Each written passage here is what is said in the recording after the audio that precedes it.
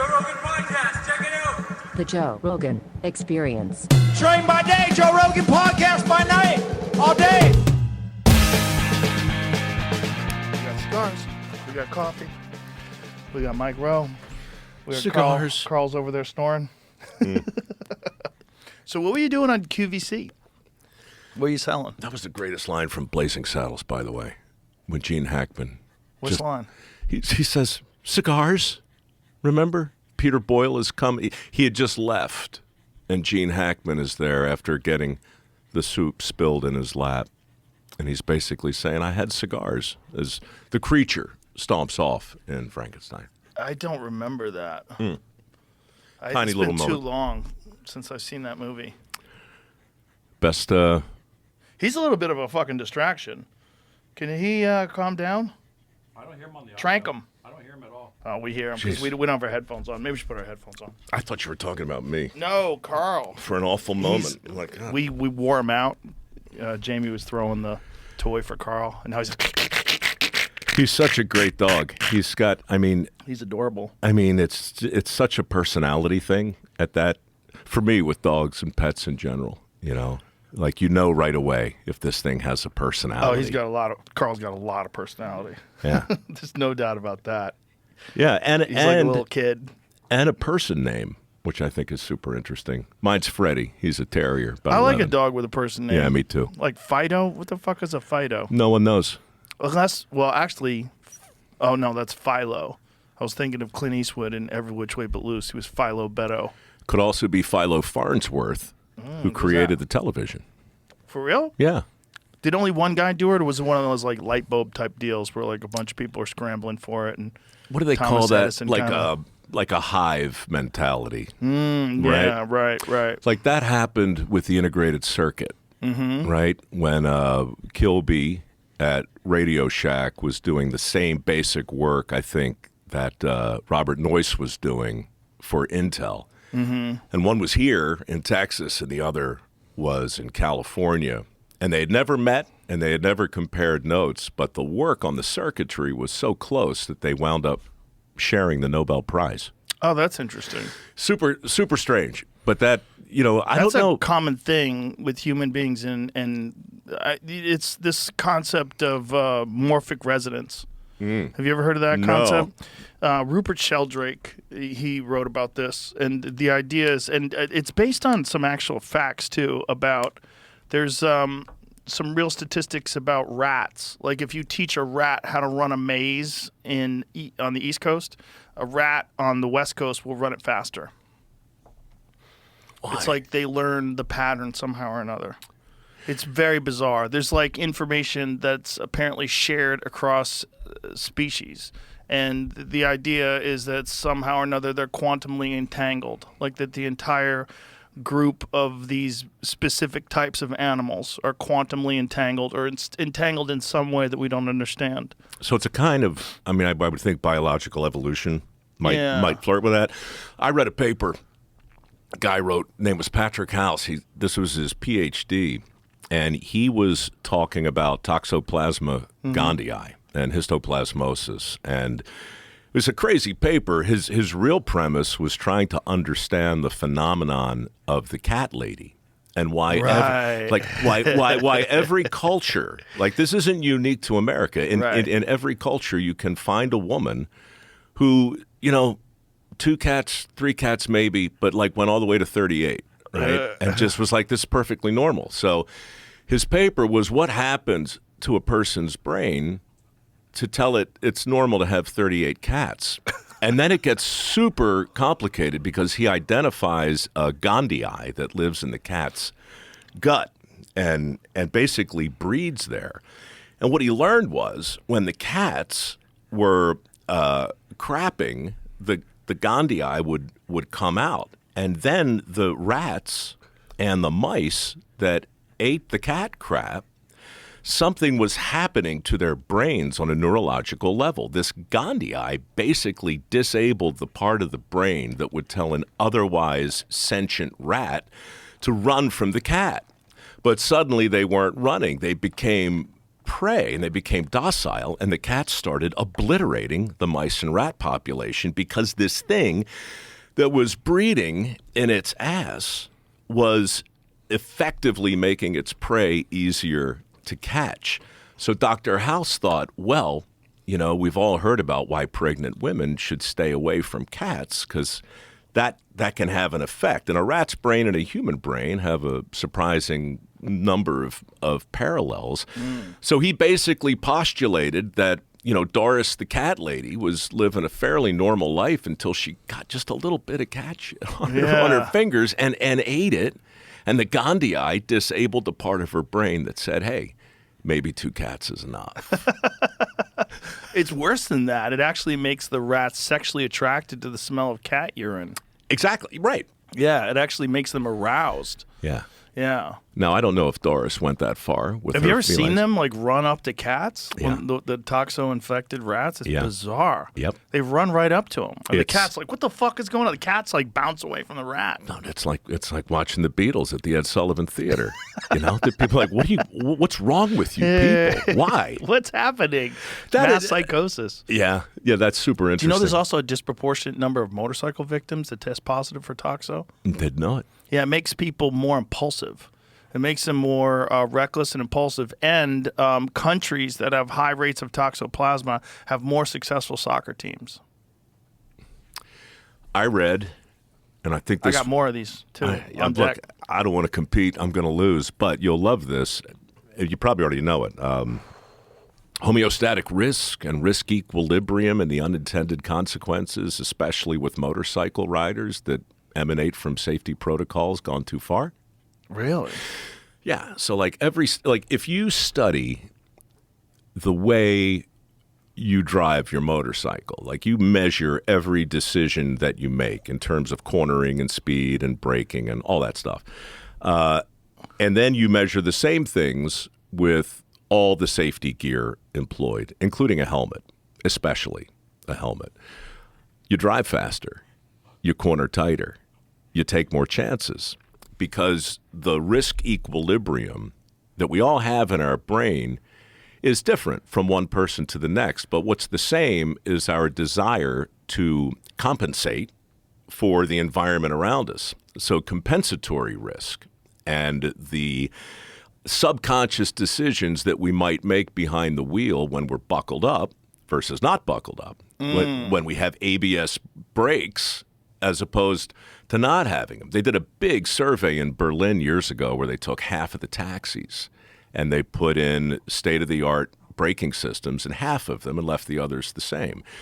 And then they hooked up the cars to monitor every driver decision. And in virtually every case, the drivers with the better safety gear took more chances because their brain is subconsciously compensating, right?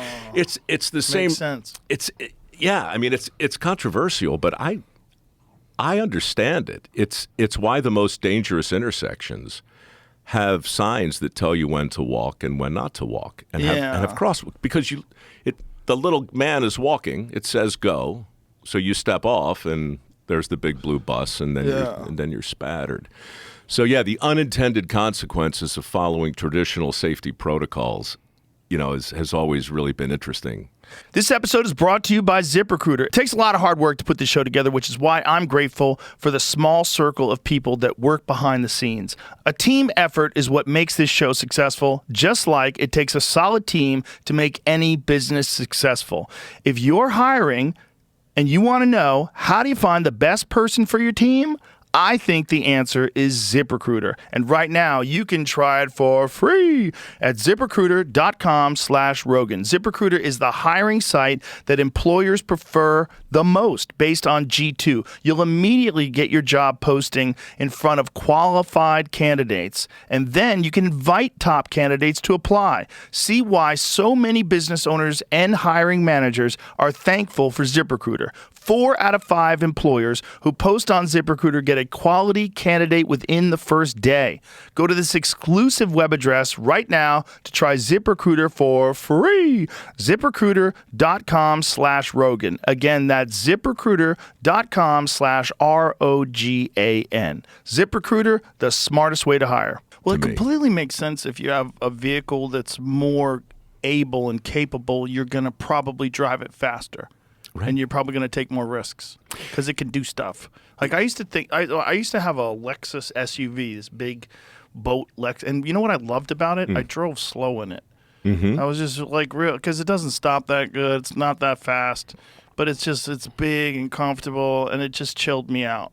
And then I had an M3. I had 2 cars at the time, and my M3 was a zippy little thing, and I was flying around that thing. I was like, why do I drive different in this fucking car than I do in the big car? The big car would just chill me out. I just get in that big old boat, and I just, Sure. the world was like quiet out there. It was nice and relaxed. I think it's a slightly different analysis. Like if you're going to adjust your behavior consciously to adapt to the externality, right? Like, you're going to drive faster if you have a fast car because that's why the guy built the thing. Right. And it would almost be rude, right? It would be rude to drive a hot rod like a boat, Right.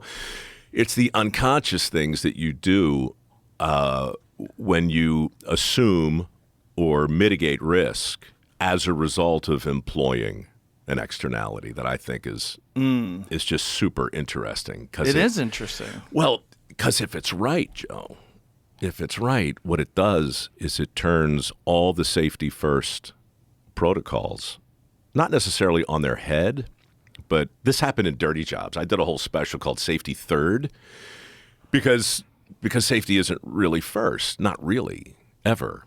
And Because if it was, you would never get a lot of things done.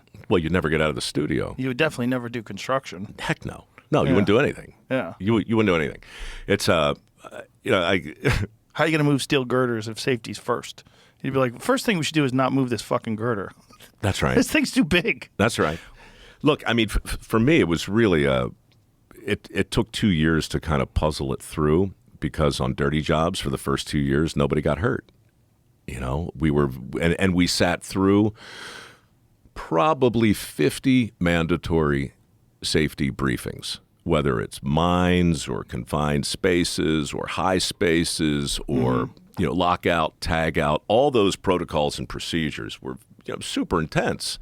And we were really, really focused on coming home alive and in one piece. So we really paid attention. But after 2 years of these mandatory compulsory meetings and all of these procedures, we all started getting hurt. I mean, nothing serious, but broken fingers and, a cracked rib and singed off my eyebrows and my eyelashes and mild concussions and things like that. I was like, what the hell's happening? What was happening is the safety experts in all of these mandatory meetings started to sound like, remember Charlie Brown's teacher? Yeah. Mrs. Oathmar. Wah, wah, wah.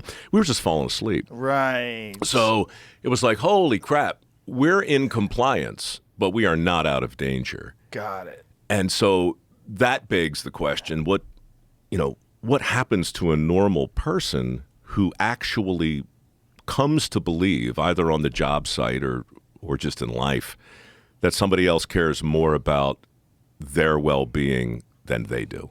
And it's like, that's when complacency rears its ugly head. So on Dirty Jobs, it was just shorthand among the crew, but it was always safety third, which meant heads up, man.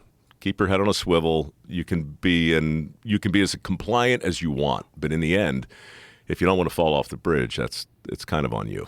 Is there also a factor when you have a person who's the safety officer who's kind of annoying and they're really super interested and maybe you kind of pawn off the safety aspect to them and then you don't think about it as much because someone's supposedly looking out for you? How much do you think about proper driving technique when you're sitting in the back on your laptop or even up front next to it? Depends on who's driving.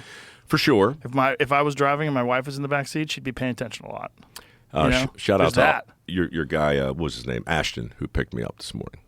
Excellent driver, man. Oh, I'm glad you're happy with it. Just so you know. I mean, I know he drives a lot of your guests, and this is a feedback I want to pass along. He was, very frosty. But yeah, look, I think anytime that we abdicate responsibility. Yeah. Yeah. There's going to be, it's like whack-a-mole. It's going to pop up someplace else, and it's probably not going to be in your interest. Well, your show, like, sort of illuminated a lot of really crazy jobs that people probably weren't aware of. That you go, oh, yeah, if this guy didn't do this, we'd kind of be fucked. Yeah. And you don't even think about it. Yeah. It's just a thing that's going on behind the scenes or, out of your radar. Yeah. That was it, man. It was... How did you get started in that? Like, who came up with the concept? Well, I mean, technically, I guess I did, but, I mean, honestly, there are no new ideas. I stole this from George Plimpton, Studs Terkel a little bit, Charles Kuralt, some, Paul Harvey a little bit. That kind of storytelling was always kind of interesting to me. And I freelanced for years, probably 20 years in the entertainment business, working pretty much whenever I wanted on shows that I didn't care about at all. And I was taking my retirement in early installments and really happy with the model. I'd been fired a few times from QVC and hired back, and it was 1993 when I finally left, and I had a decent toolbox. I was great in auditions, so I could get cast. But I didn't really much care about the nature of the work, and I had a pretty good balanced life, really. And then I was in San Francisco working for CBS on a show called Evening Magazine. You know the show. It comes on after like the local news. And I was a host, and I would go every day. This is a cushy gig. Nobody watched the show, but it was fun to work on. It was you go to museums, you go to wineries, and then you throw to these wrapped packages, right? It's all just if there's a three-legged dog in Marin overcoming a heart-tugging case of canine kidney failure, that was like an Evening Magazine story. And we did these all the time. And my mom called me, and I was in my cubicle at CBS, and she says, "Michael, your grandfather will be 90 years old tomorrow." And not my granddad, by the way, 7th grade education, electrical contractor by trade, but also a plumber and a steam fitter, pipe fitter. He could fabricate, fix anything. He had that chip, and I grew up next to him on this little farmstead north of Baltimore, and I knew I was going to follow in his footsteps. I knew it. But the handy gene is recessive, right? I didn't get that, and it was my pop who got me. He basically said, "Dude, just get a different. You can be a tradesman. I know you're enamored of being a tradesman. Just get a different toolbox." So that's what got me into entertainment. And 20 years later, I had completely run amok. I had sung in the opera. I'd sold stuff on QVC. You sung opera? 8 years, man. Were you classically trained? Not really. How do you get involved in opera singing? Well, it's a weird sidebar. You go to the Rosedale Public Library and you ask the librarian for the shortest aria they have, like ever written, which happened to be by Giacomo Puccini. Is an aria a song? An aria is a song. They're in an opera. Most of the big moments are arias, right? And most of the arias are, they're sung by the main characters, and there are lots of ones that you would recognize, and they're in German, they're in Italian for the most part. This one was Italian. It was from La Boheme, which is just another version of Rent, essentially. But it was called the Coat Aria, and it was only 2 minutes long, and it was in Italian. So I walked around Baltimore with, you remember the Sony Walkman? Yeah, I remember. I had one of those. I had one too, and I listened to a guy named Samuel Ramey singing the Coat Aria, about 2 minutes and 40 seconds. And the words didn't mean anything to me, but the sounds did, and I can carry a tune, so I just memorized the sounds. And then I crashed an audition for the Baltimore Opera in 1983. So no classic training at all, just a Walkman and a cassette? Yeah, I'd had a music teacher prior to that, like a Mr. Holland type of guy who actually changed my life. He kind of fixed a a stammer that I had, and then he forced me to audition for plays that I didn't really want to be in. And then the craziest thing ever, this guy, his name was Fred King. He was known as King of the Barbershoppers. He was like a legend in this weird world of a cappella singing. And he put me in a barbershop quartet when I was in high school and opened up like this very weird world of music written long before I was born that I found super interesting. And so my best friends and I, we just started learning these ancient songs and singing for people, usually unsolicited, from nursing. What kind of fucking dudes are you hanging out with that were interested in doing this with you? Dude, well, one of them is basically my producer, a guy called Chuck Klausmeyer, who I went to high school with, produces my podcast. And we still write, we'll write unauthorized jingles for our sponsors and sing them in 4-part harmony. I'm not saying it's cool. I'm just saying it's a thing that I did when I was young, and I never really shook it. Because like way leads on to way. Right, And so you knew how to sing. I could carry a tune. So you had some experience singing, kind of. Yeah. And then you decided you were going to learn how to sing opera. Well, what really happened was I decided that my toolbox wasn't going to let me work in the construction trades or do anything my pop could do. And he really was a magician, and I really took his advice seriously. So I wanted to be in entertainment. I didn't want to be in the opera. I wanted to be on TV, but I needed an agent. And I couldn't get an agent unless I had my Screen Actors Guild card. And I couldn't get my SAG card unless I had an agent. So I couldn't audition for things that I wanted to do unless I found a way around this weird tautology. And a friend of mine, a guy called Mike Gellert, told me, he said, hey, so there's the Screen Actors Guild.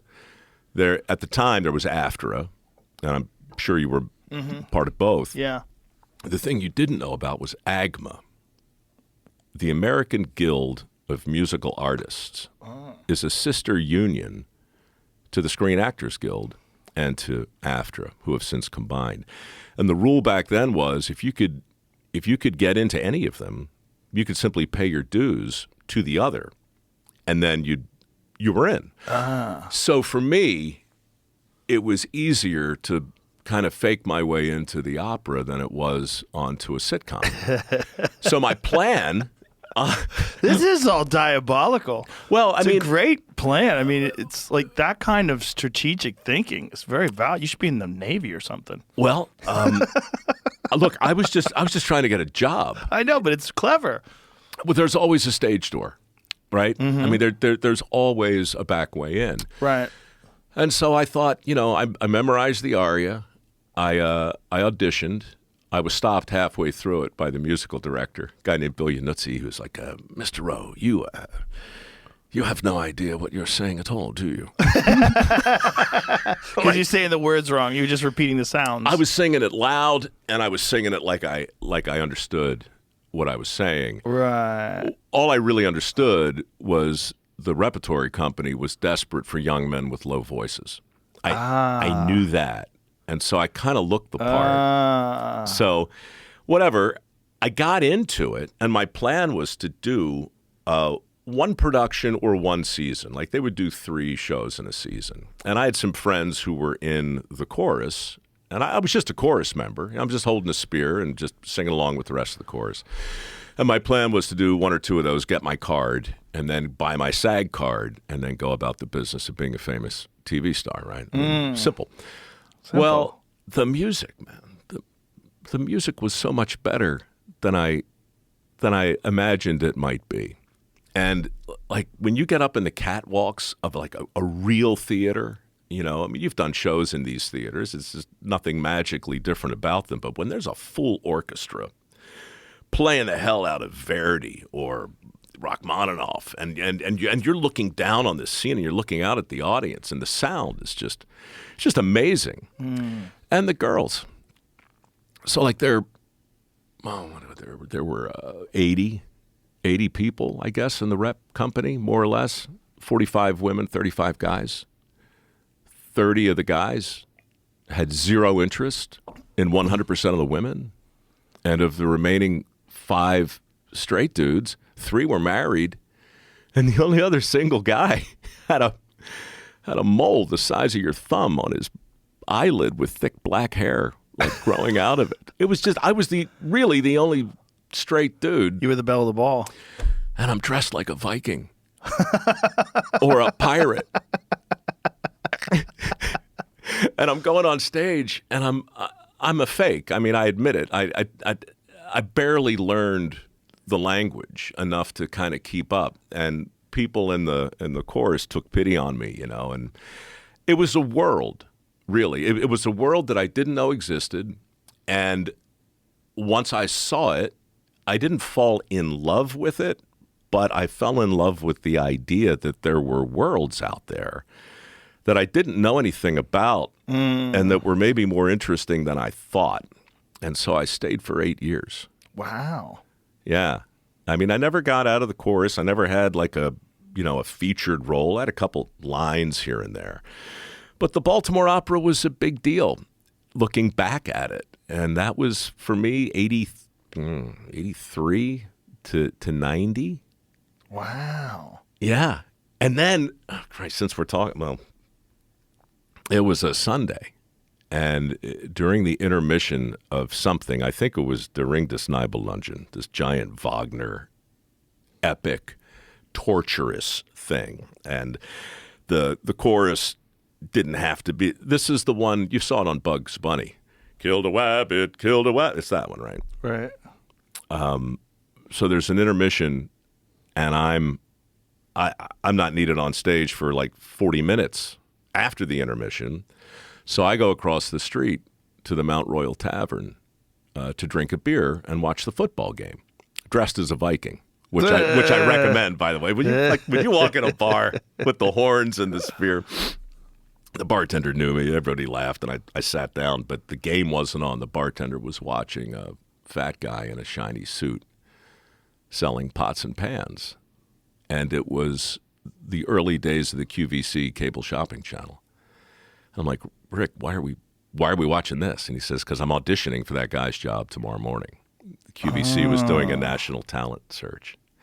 Anyway, we had a conversation about the end of Western civilization and what it meant for polite society to have a 24-hour infomercial that just never went away, and whether or not, you know, there was any honor at all in auditioning for such a thing. And at that point, I thought it'd be great to have some money. You know, I hadn't had any before. And I'm sitting there drinking this beer dressed as a Viking thinking, I could probably do that job if I had to. So I went with him the next day and auditioned and got hired. Wow. Was he mad? The bartender? Yeah. That you got the gig? You know. Because you didn't even know about it. Well, it's a good question. I don't know what became of him. We had a friendly. Probably got a fucking voodoo doll of Mike Rowe. Got a bunch of pins in it. We had a wager. I said, look, I don't know if I'll get the job, but I bet I'll get a call back. He was like, you're not going to get a call back for this thing. You know, we were just actors at the time. We're like people pretending to be actors, trying to find like a hater. work. You know, he was nice enough. He sang in the opera with me too. Actually, he also tended bar. He just wasn't in that one. But yeah, it was a very strange thing, man. That was my first job in TV.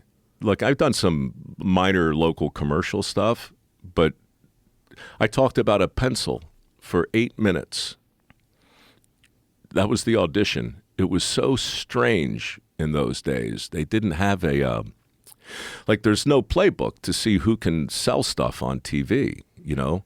Do you have a script, or are you kind of like you have this facts about the pencil? No, nothing? Nothing. Here's what happens. It's probably changed today. I think QVC did $8 billion last year. Back in 1989, 1990, it was nothing like that. And if they hired a salesman, that didn't mean you had anybody who understood really how to behave on TV. And if you hired a TV person, that didn't really mean you... Look at you. Oh, Jesus. That's the cat sack right there, dude. That's a sack for your cat. What are you selling? Let me hear this. A sack for your cat. What the fuck? It's just crazy. They just love it. That's why this is a cat toy. So the cats play with it? Yeah, they crawl inside it. And they just go nutty because it makes a lot of noise? Costs $25. That's $25. Fall in the bag. And they'll just roll around and sort of wrestle with the bag. And just really experience. So this is like sort of just personality, fucking around, having No. fun with the toy and selling it. Well, that's what I did. Remember. That's what you did. Was that novel that you were doing it that way? Yeah. In relative terms, like that was actually one of the true great life lessons. You don't have to be outrageous to stand out. You just have to be relatively outrageous. So QVC was a steady diet of men and women Right. doing the same exact thing Right. all the time. Right. And then at midnight or 3 a.m., I showed up and put a cat bag over my head or busted open a lava lamp. So you were like a morning DJ, Kind of, except, right? Because they're kind of fun, and that was different than the regular radio guy. for me, I thought of it more like my favorite comedians. And by the way, I saw one last night. Thank you. Ron White was over at the Mothership. He's there tonight, too. I stopped by last Are night. you around tonight? No, I got to get back tonight. too Something bad. about Thanksgiving. But I watched his set last night. He's awesome. He was great. And the thing He's I never love, been funnier. He's in top form right now. It's and amazing. he's gone full Messiah, dude. I didn't recognize him. Oh, with the look? Yeah. He said hello, and I'm like, hey, how are you? I mean, you're back. Jesus, good to see you.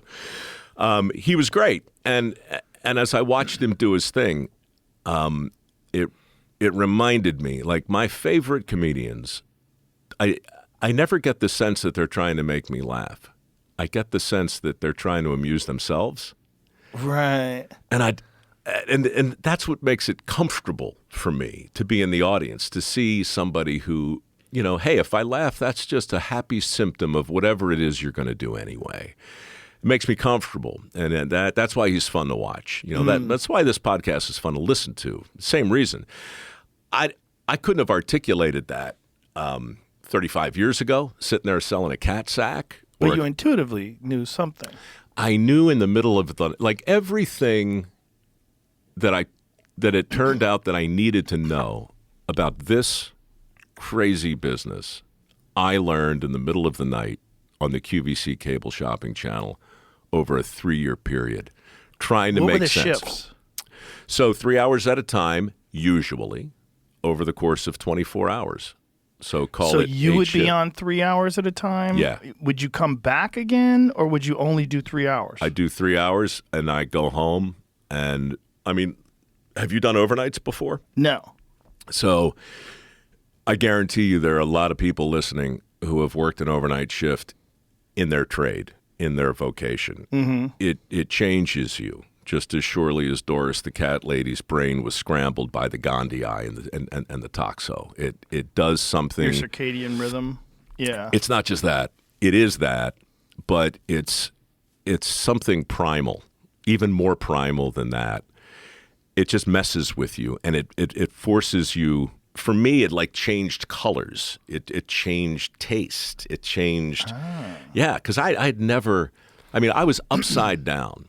After I talked about a pencil for 8 minutes, I was on the air 48 hours later at 3 a.m. trying to make sense of the health team infrared pain reliever and the Amcor negative ion generator. What the hell? And Did they give you a rundown of what these products were at all?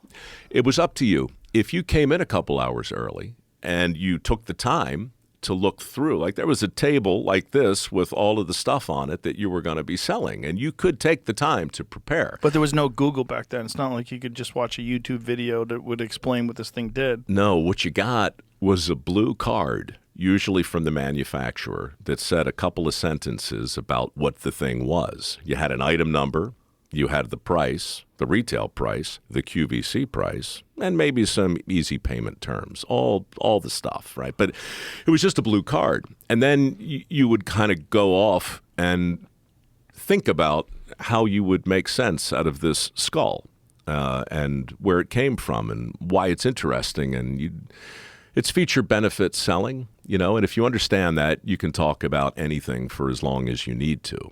You know, you never talk about a feature without talking about its benefit. And so that's kind of how that world worked. So you don't say it's a pencil for 99 cents. You say it's a yellow number 2 pencil with an eraser that is of the exact proportion necessary to last for the life of the pencil. So when this thing is down to a nub, you'll still have enough eraser left. It's really a monument to efficiency and ingenuity. And it's not just yellow. It's yellow because you're a busy professional. And when you need a pencil, Joe, when you open up your drawer, you don't have time to root around for some vaguely beige-colored writing implement. You want that canary yellow to pop and you can pick it up.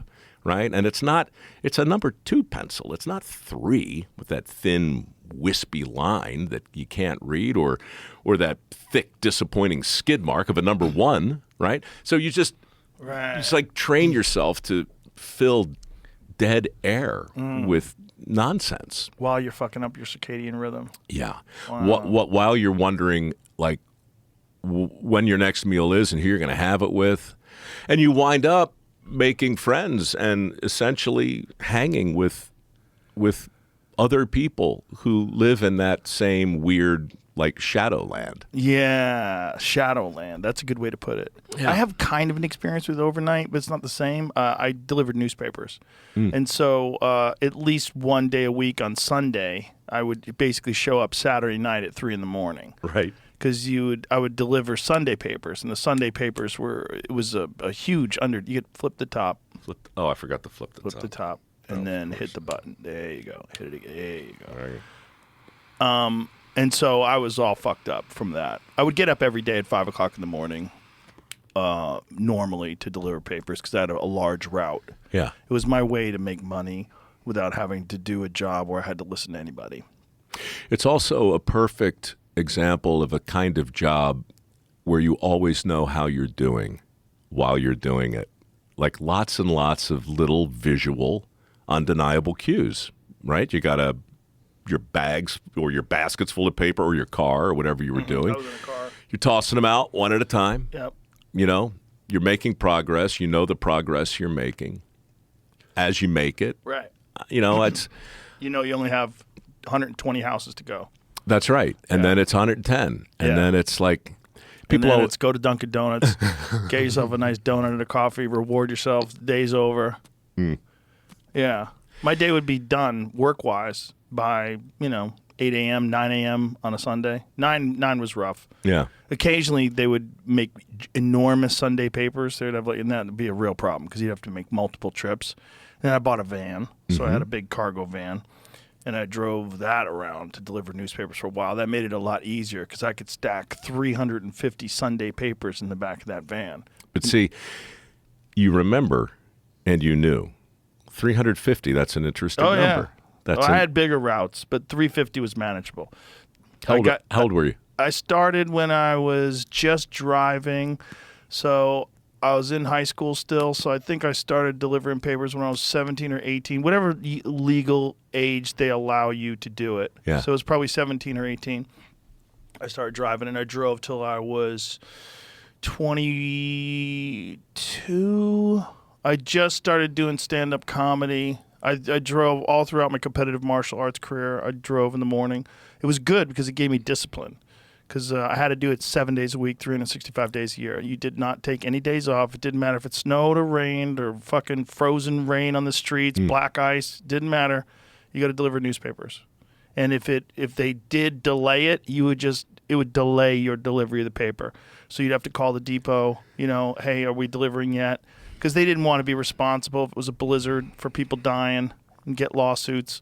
So they didn't make you deliver papers if it was unbelievably bad out. But for the most part, you drove every day. So you had a sense of consequence too. Yes. Like you discipline, consequence. Yeah. You didn't deliver the papers. You didn't get paid. It was very simple. It was a very simple job. You would show. I don't even remember how they trained us. I think that maybe they trained us for like one day. You were taught how to fold the paper, 1, 2, stuff it in the bag. You had plastic bags were great because you could chuck them out the window and it never damaged the paper. Rubber bands were a real pain in the ass because you could hit a corner on the concrete, it would rip the corner of the paper, and then the customer would complain because they're trying to read about what's going on in Syria, and then there's this fucking broken piece of paper. I delivered the New York Times only because it was cool. Like, I delivered the Boston Globe because that was the biggest distribution. Like, I could get the biggest route. And then the Boston Herald because I wanted more papers to deliver, so I would do 2 papers. And then the New York Times. The New York Times is a pain in the ass because it would be like 1 every 10 blocks. You'd have an enormous route. If you had 150 New York Times, that's an all-day excursion. Did you start to equate the type of home you were delivering, the type of paper to? Oh, yes. The New York Times people took themselves very seriously. They were very serious people. They would ask me what I'm doing with my life. I remember this lady. I was taking courses at Boston University just so people wouldn't think I was a loser. That was literally the only reason why I was going to college. And she's asking me, I was like, what are you planning on doing with your career? I'm like, I have no idea. Like, and she didn't like it. She didn't like that I had no idea. Yeah, it makes people uncomfortable. She liked me, but she didn't like that I had no idea. She was like very motherly to me, I guess. It's funny. We had the Baltimore Sun, which was the paper of record, and then we had the News American, which was sort of like the upstart. And I never thought too much about the difference between the two until summertime and crabs. Like, Maryland blue crabs are a big thing. They're a big thing in my family, big thing where I grew up. And everybody who eats crabs in the summer eats them outside on a picnic table. And you lay the newspaper out. But which one, Joe? Oh. Which one? It matters. I don't know why it does. So is it disrespectful to use the paper of note? No. No, it's better. No, it's. I think it's a mark of respect. It's like, oh, we're having crabs. Get the News American. Oh, that's so silly. Get the News American, because it's all spread out in front of you, and you got the crab guts and the Old Bay and the Jo number 2 and the National Bohemian beer, and maybe you can glance down and get informed as Isn't you go. it interesting that there are newspapers like that, right? Like, there's the New York Post. You want a fun headline. Right. You want all the crazy shit, like what happened? Who got pregnant? Right. What's going on with this? What's going on with that? And then you have the New York Times where, it's important to put tampons in the boys' room. It's like Have you ever? What is happening? Have you ever walked through the offices of the Post? No. By any chance? Oh, No. my God, dude, it's amazing. It's amazing. I had a old girlfriend whose sister worked for Page 6. Oh, boy. Yeah. That's the fun one. Yeah, so much fun. So that's like all the gossip and the craziness and Back this in, person's getting arrested and right. drunk driving and hookers. And They have a hallway. It's like this place in the sense that there's so much on the walls, but it's all front pages, and it's the best headlines. so it's the best ones they've ever come up with? The best ones ever. Starting with the classic headless body found in topless bar, which is still tough to beat. That's great. But so many of them. I love the Post. Yeah. I've always loved the Post. I love the just the fun nature of the news. That was like the working person's newspaper. This is the point I was trying to make about the comedian who entertains himself first and the schmuck on QVC who tries to keep himself awake before he sells the thing. That's how I felt reading the Post. It was like, these guys, somehow I'm imagining a meeting. They're laughing, they're cigars, and they're all in on the joke. Yeah. And they're like, yeah, we're going to report the news, but it's a lot of sharp elbows out there, and it's a very competitive world. So what can we do to maybe get the stick a little, out of our ass? Just a little bit. How can we be different? That's what fascinates me. Yeah. Whether you're publishing a paper or eating a blue crab, Right. Or writing a book or a song, how can you, in relative terms, distinguish yourself not from these other worlds and other categories, but from your friends. That's the trick, man. Yeah, that is the trick. And then there's people that want to be that person that is taken seriously, that's reading the New York Times. You want to be that person with their legs crossed, reading the New York Times, like very serious people, very, very smart people, keep up to date. Yeah. I said to Ashton, your very excellent driver, who brought me here. I said, it's been fun watching Joe do this thing over the last 5 or 6 years. And then I kind of stopped myself in the middle and I said, actually, I take it back. What's been fun is watching the world catch up to it. Like watching the headlines catch up to you or whoever. You really haven't changed. And man, it's so interesting to watch people realize, oh, we're going to do it this way now. We're going to do it this way now. And that's been, whether it's comedy or whether it's music, it's when culture changes, it feels like there's some instigator, some jagged little pill who's pushing it forward. And I guess maybe that's true. But I also think there's this larger hive mentality in the audience. And they start to realize, oh, there's another way to deliver a paper. There's another way to do a thing. And it feels new, but it's probably what you've been doing for the last 12 years. Yeah, it's definitely the same way I've always done it. It's just having conversations with people. I like talking to people. It's fun. Yeah, but I enjoy it.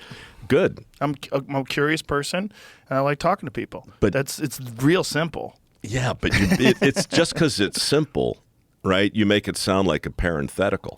Oh, it's just a conversation. Yeah. That's only just the hardest thing there is to do. But it's not really. It's not. Then why don't more people do it? Because they don't enjoy it. They don't enjoy it like I enjoy it. Like some people genuinely don't like talking to people. You know why? Because they're interested in themselves. You have to be interested in other people. I think we're all connected. I really firmly believe this in a non-hippie way. I think it's like a scientific reality. I mean, if we could figure out a way to study it, we would recognize that we're psychically all connected in some strange way. And I am curious as to how someone with a different biology, different life experiences, different geographic location in which they were raised, like how are they navigating the world and why are they interested in opera? Like why? What is it? Why? What got you to be a beekeeper? Why are you so fascinated with painting? What made you start writing music? Like I'm interested. Yeah. I like talking to people. So for me, it is easy. It really is. It's just talking to people like I would talk to people. Like you and I could have this same exact conversation if we were having dinner somewhere. For sure. Same conversation. Yeah. But again, it makes perfect sense. And it's not that it's difficult. It's just that very few people do it. And if your explanation is because very few people genuinely enjoy it, I can't disprove it. You're probably right. I think that's what it is. You're probably I think I right. just got lucky. I think I just got lucky and I found a job that I would be doing anyway. Well, here's what I don't understand. And maybe this is not even relevant, but we did 350 dirty jobs, probably 60 some of this thing called Somebody's Gotta Do It. I don't even know. Returning the Favor, I think we did 100 episodes of that. I couldn't tell you how many things I've narrated. Hundreds. If there's a wildebeest trying to get across the vast reaches of the barren Serengeti, right? Right. Like, if I could remember every episode of How the Universe Works, 10 years of this stuff, if I could remember half of what I narrated, that would be something. I can remember a chunk, but my sense is that, like, I can't even remember the last 20 guests I had on my podcast. And the reason isn't because I'm not curious. And it's not because I lack the requisite intelligence to remember. For me, it's so much. There's been no time to think about what I'm going to do next, and even less time to think about what I just did. Right. So you just talked to Josh Brolin, and then you talked to the musician guy, Stork? Yep. Yeah, right? Scott. Yeah, Scott. Yeah. Storch. And then before that, our friend Evan was in, right? So, like, I have a better it's easier for me to remember what you've done in the last 2 months than it is for me. And that freaks me out. And I wonder if sometimes you get over your skis to the point where you've started to forget what you've done yourself. Oh, yeah. There's no way to keep it all. I have a bucket that's overflowing with information. It's overflowing. My hard drive is not capable of retaining all of it. It's not possible. I retain a lot, though. Yeah. A lot more than I ever would know. I got an unexpected education doing this show, for sure. Like, I never anticipated it. Is it conscious? Like, can you choose to be interested in a thing enough to know that you're not going to forget it? Or does the interest just kind of bubble up and certain things stick to you? The interest bubbles up and they stick. Yeah, totally. Yeah, like my daughter asked me a question the other day. I don't even remember what the question about, but it's a very technical thing. And I said, no, that's not exactly it. It seems like that, but this is the reason why. And they figured this out because of this, and I started rattling off. And she's like, how the fuck do you know this? She was laughing. And I was like, I don't know everything. I forget things. I forget my own birthday. But I do remember things that are fascinating. I remember most things that are fascinating to me. I have an unusual recall, but I've always had an unusual recall. It's like I think it's a genetic thing. Yeah. Yeah. I think it let me get really good at things too, because I can remember like technical. Like it was really good for martial arts because I can remember technical details. Like really, like I don't forget things. See, you, to me, are the deeper end of the pool. I'm more the shallow end. Not, I don't mean for that to sound comparative so much, but like with martial arts, I'm interested in martial arts. I'm interested in Ultimate Fighting. I narrated The Ultimate Fighter. Right. I did. Yeah. But 10 seasons of it. But like that's sort of the extent. Like I don't go very deep. I've seen a couple, but it's like, well, there's a big giant difference between being a former competitor and also like dedicated decades of my life to martial arts. It's not as simple as like I go and I do commentary. Like I started doing martial arts when I was 15 and it changed my life. It gave me discipline and a will to overcome discomfort and to push myself and to overcome fears and to do something that's very scary and to compete. And that was like, it formulated me as a teenager. So I started competing competitively, like serious shit when I was like 15 years old. And so we were traveling all over the country. And so my social life from like 15 to 21 was completely retarded. It was like retarded as in slowed down, like the real term. And it was mostly just training and competing. That's all I did. And when the downtime, I was tired. So I would just sleep a lot. I was like eating, sleeping, working, and competing. And then I started teaching. So then that I was making my living off of teaching, but not enough money. So I was still delivering newspapers. So I delivered newspapers in the morning, and then I would teach. And I was teaching at Boston University. I was teaching. I had my own school by the time I was 20. Taekwondo? Yeah. So this is my point. You take a deep dive. When you get interested in a thing, you go into the thing. Comedy wasn't a hobby. It became, I think, as important. It becomes everything. It becomes everything. Almost nothing I do becomes everything. Nothing? Almost nothing. But what are the things? What becomes everything? I'm not sure yet. Let me think about it. Is there one thing that if you have like free time, you super look forward to doing? Like, do you have a hobby? Do you play golf? No. Nothing? I don't have hobbies, and I don't No collect hobbies? things. No hobbies. Nothing? I don't collect things. Wow. I own very little. I never have owned I much. wish I had 100 lives to live simultaneously. I would do 100 different things. This is the difference. You're insatiable in that way. You get a thing, and you're gonna nail it to the wall, man. You're gonna nail it. My late great friend Anthony Bourdain, his headline, his bio on Twitter, it said enthusiast. And I really wish that I'd come up with that because that's what I am. I'm an enthusiast. I wouldn't say it now because I would rip him off. And also now my bio says dragon believer because congratulations on that. You. The Thank ladies you of very the much. view. They said I believe in dragons.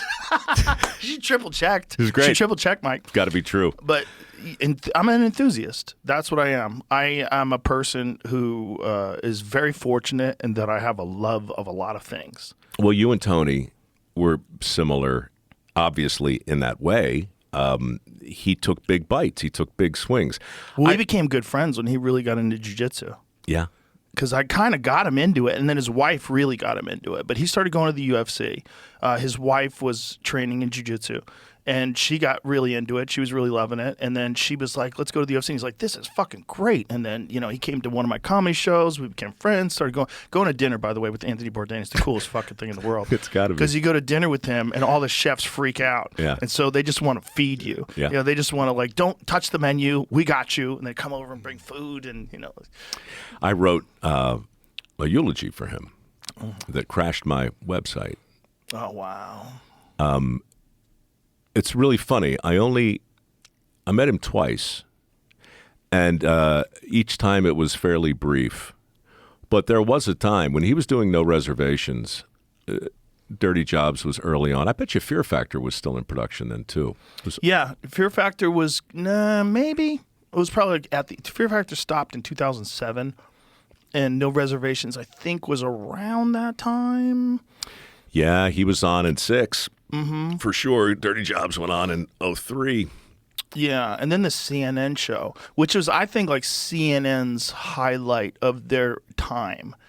And I think he really changed that network because all of a sudden that network was this fucking cool show where this guy had this brilliant narration and he had this wanderlust, but also with this like real fascination with people and cultures, and just really loved it. He just loved going to Vietnam. He loved going wherever he could go. He'd love to eat their street food. He'd love to talk to them. He really wanted to know what these people were all about, I've never, this will sound vainglorious, and I don't mean it to, but with the possible exception of me on Discovery in 2010, narrating half their shows and hosting Dirty Jobs, which was a thing, I felt really triangulated then.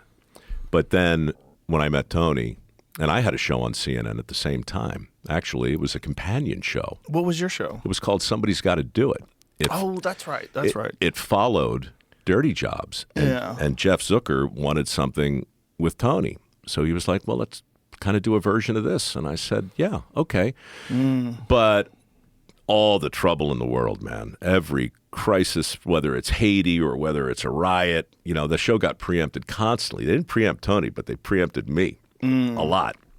And I was commiserating with Tony about this once. And that's when we had the conversation where I said, look, I just got to tell you, man, I have never in my life seen anybody doing the right show for them at the right time on the right network for them. Yeah. I've never seen that like that before. I mean, and never mind the award. Yeah, Peabody. It was the Peabodys that got me, actually.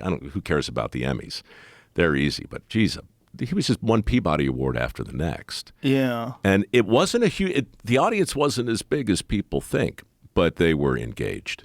Well, that's what's important. I mean, the audience, if they're really there for you rather than if they're just flipping channels. Because there's a lot of shows that just get people that are flipping channels. Sure.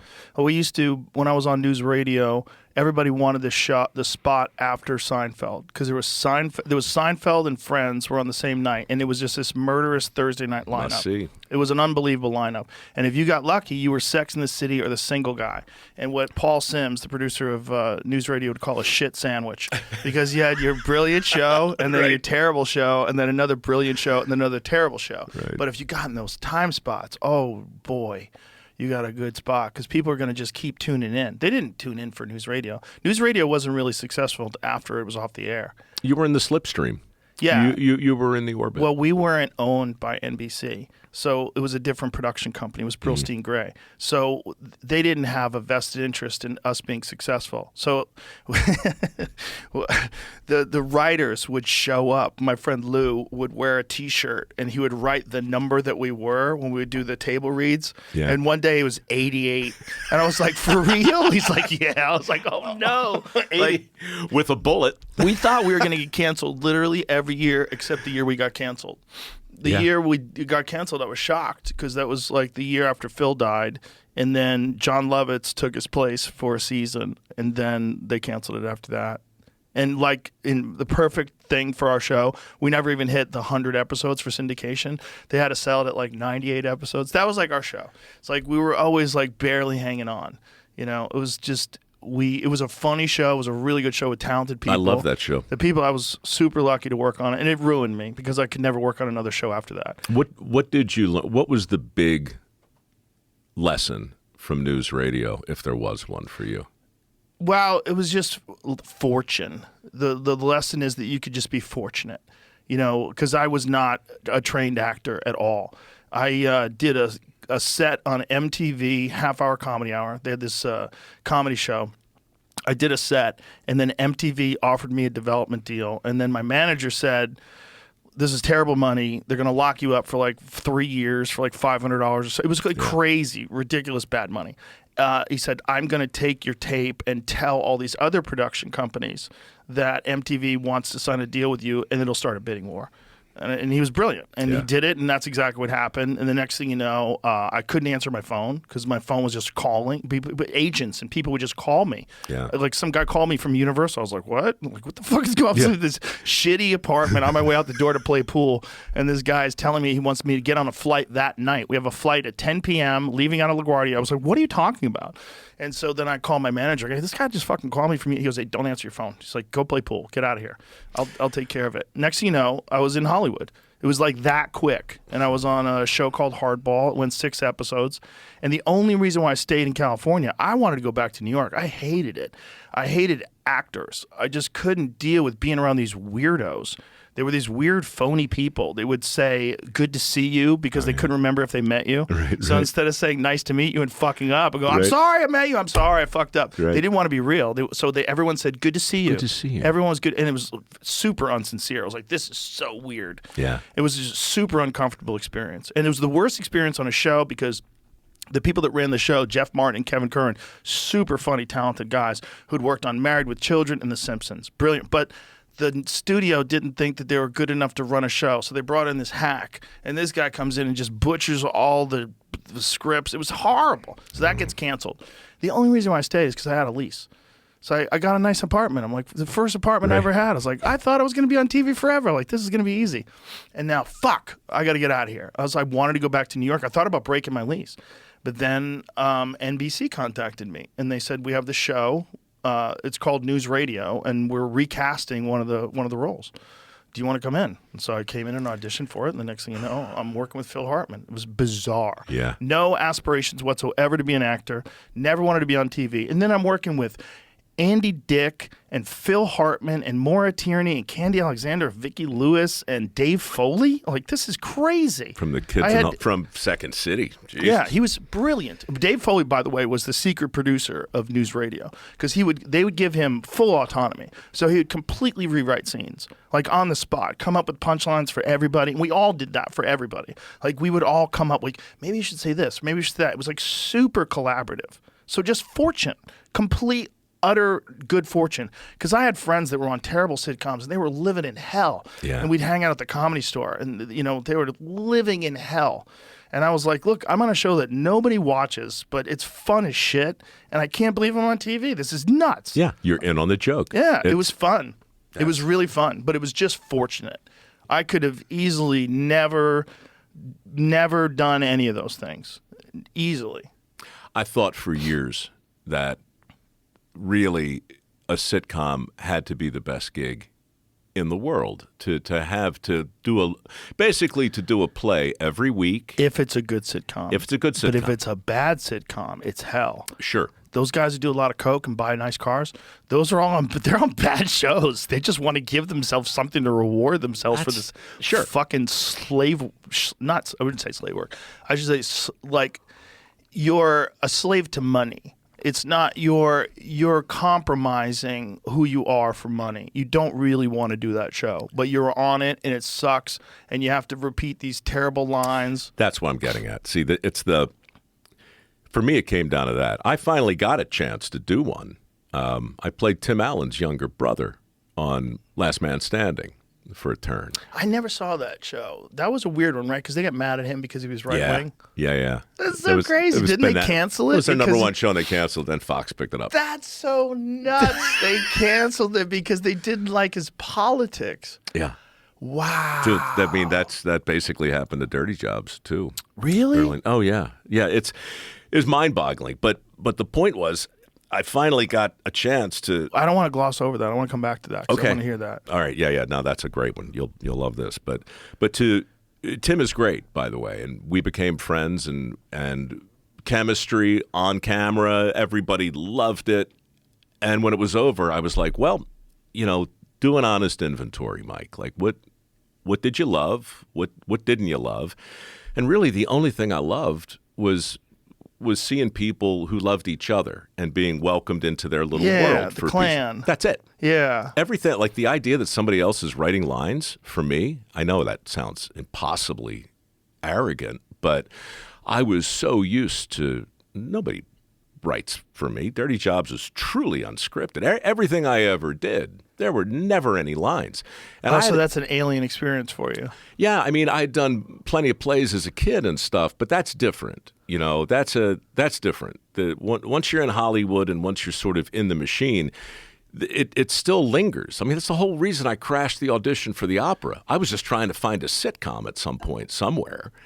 And then when I finally got it, I realized just how lucky I'd been prior to that, and how here you want this, and how crap, man. A thing can live in your mind so much bigger than it is in reality.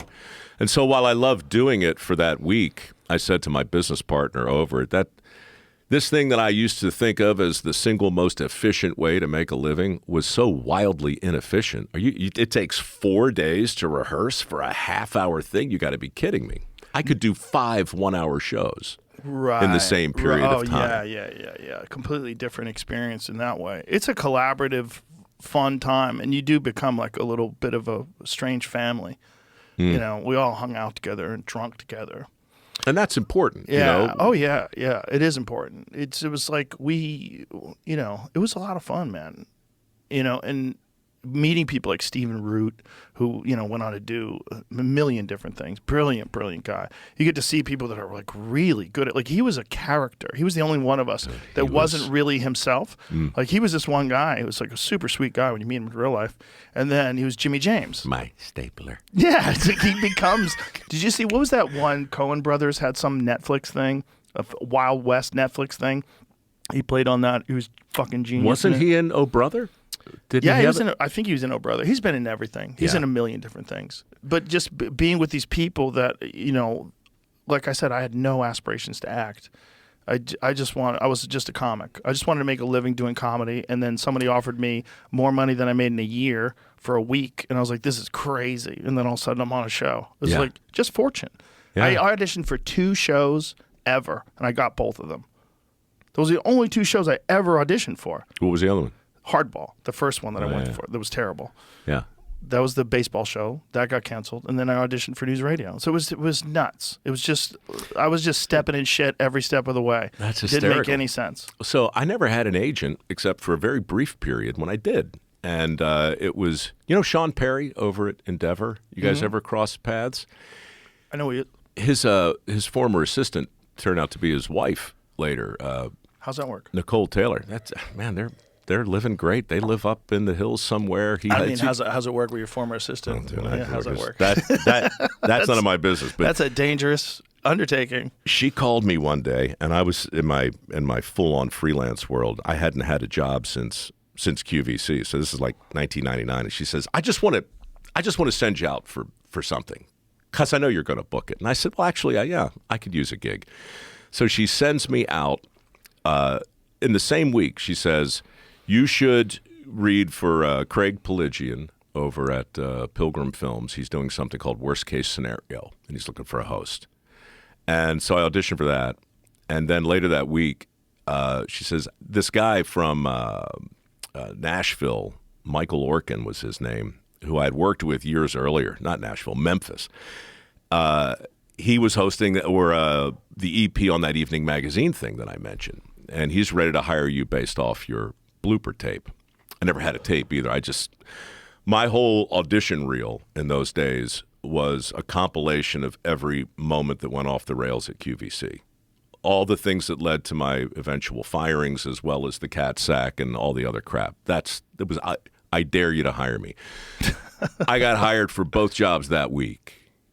both jobs. And so suddenly I'm working for TBS hosting Worst Case Scenario, which lived up to its name. And then I'm up in San Francisco hosting Evening Magazine. And there was no conflict of interest? There was no. Like you were No. totally negotiated both of them at the same time? Yeah. Wow, that's cool. Yeah. And then Nicole switched agencies, and I never really had an agent, prior to that. That's fortunate. Or since. Super fortunate. Financially, it's great. You know what's fortunate, man? Remember, okay, so my mother calls me. I'm at Evening Magazine, sitting in my cubicle. My granddad's 90 years old. Remember this? I didn't close the loop on this. But that's, to answer your first question, what happened was my mom called me and said, your grandfather's going to be 90 tomorrow. And before he dies, wouldn't it be great if he could turn on the TV and see you doing something that looked like work? Whoa. Yeah.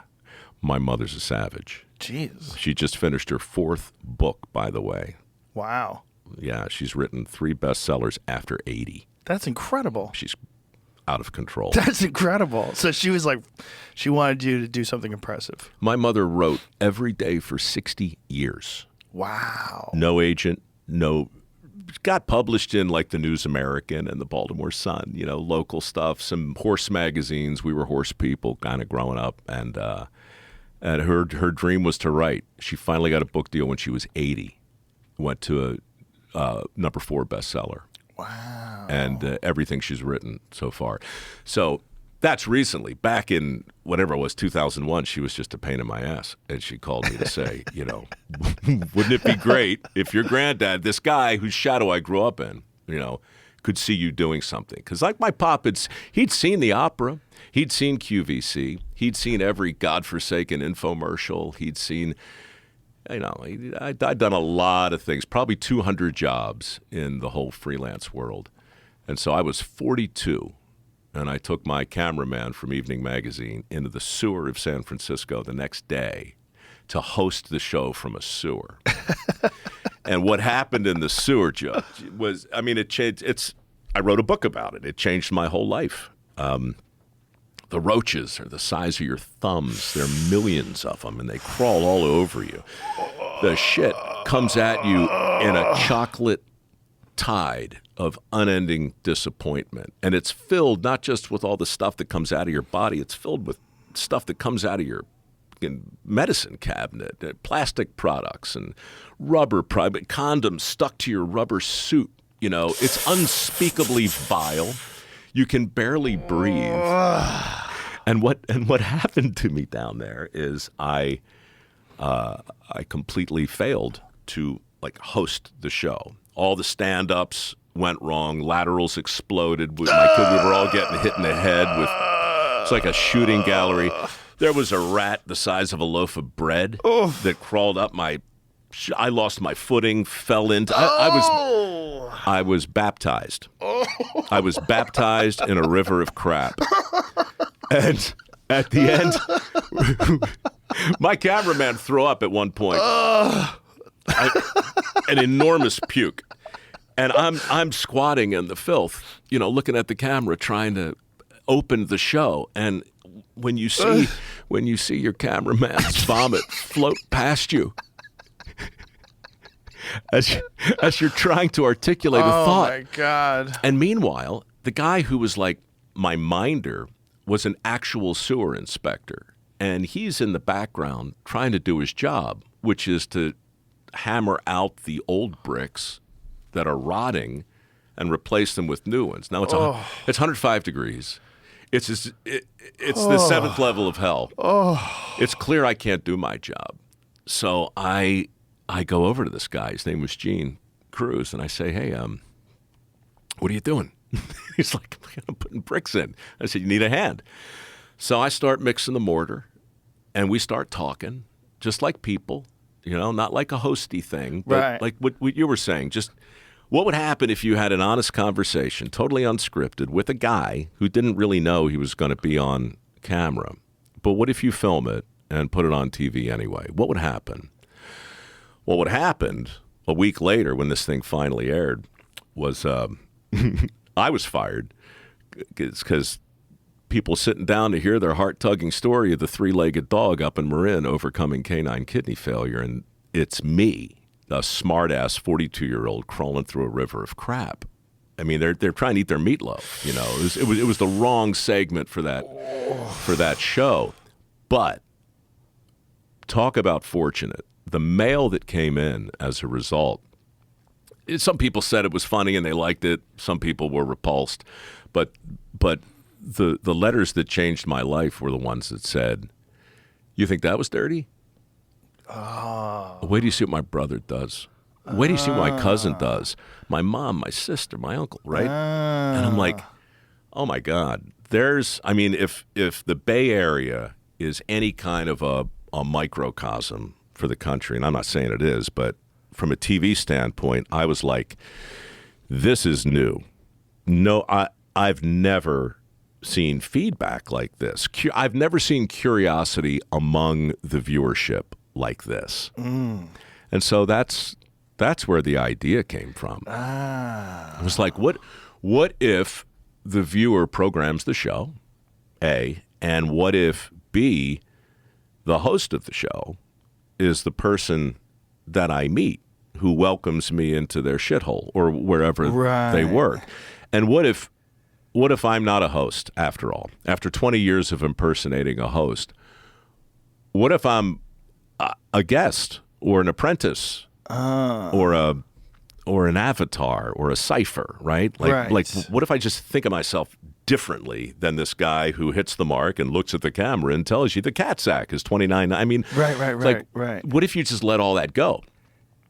And I don't know that I would have thought of it like that at 22, certainly not even at 32, but at 42, I was entering a more introspective kind of phase. And so I was really just curious to see what would happen if I thought of myself as something different. Well, if we think about the history of just media, it's very recent, right? You have radio, which is like, when did people start listening to radio? It was the 1800s, okay? And then you have television that kicks on in the 50s.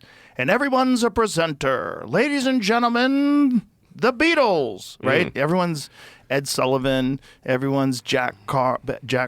Like, there's these type of people that do this job. And it's like, you ever do a morning radio show? Oh, yeah. I'm sure you have. Yeah. Morning DJ voice. Hey, 5 o'clock on the hour. Let's go with Bon Jovi. There's a voice that they have. A strip club DJ similar. There's a voice. Anchorman. But no, Yes. the news. Especially local news. They have a very specific thing that they're doing. It's a cadence. It's fake. It's not a person. It's no people act like that. If you had a guy like that over your house for dinner, you'd be like, what the fuck is wrong with Bob? Bob's a psycho. The guy's got people buried in his fucking basement. Who talks like that, right? And so I think the internet opened up a lot of room for unprofessional people to thrive. That's me.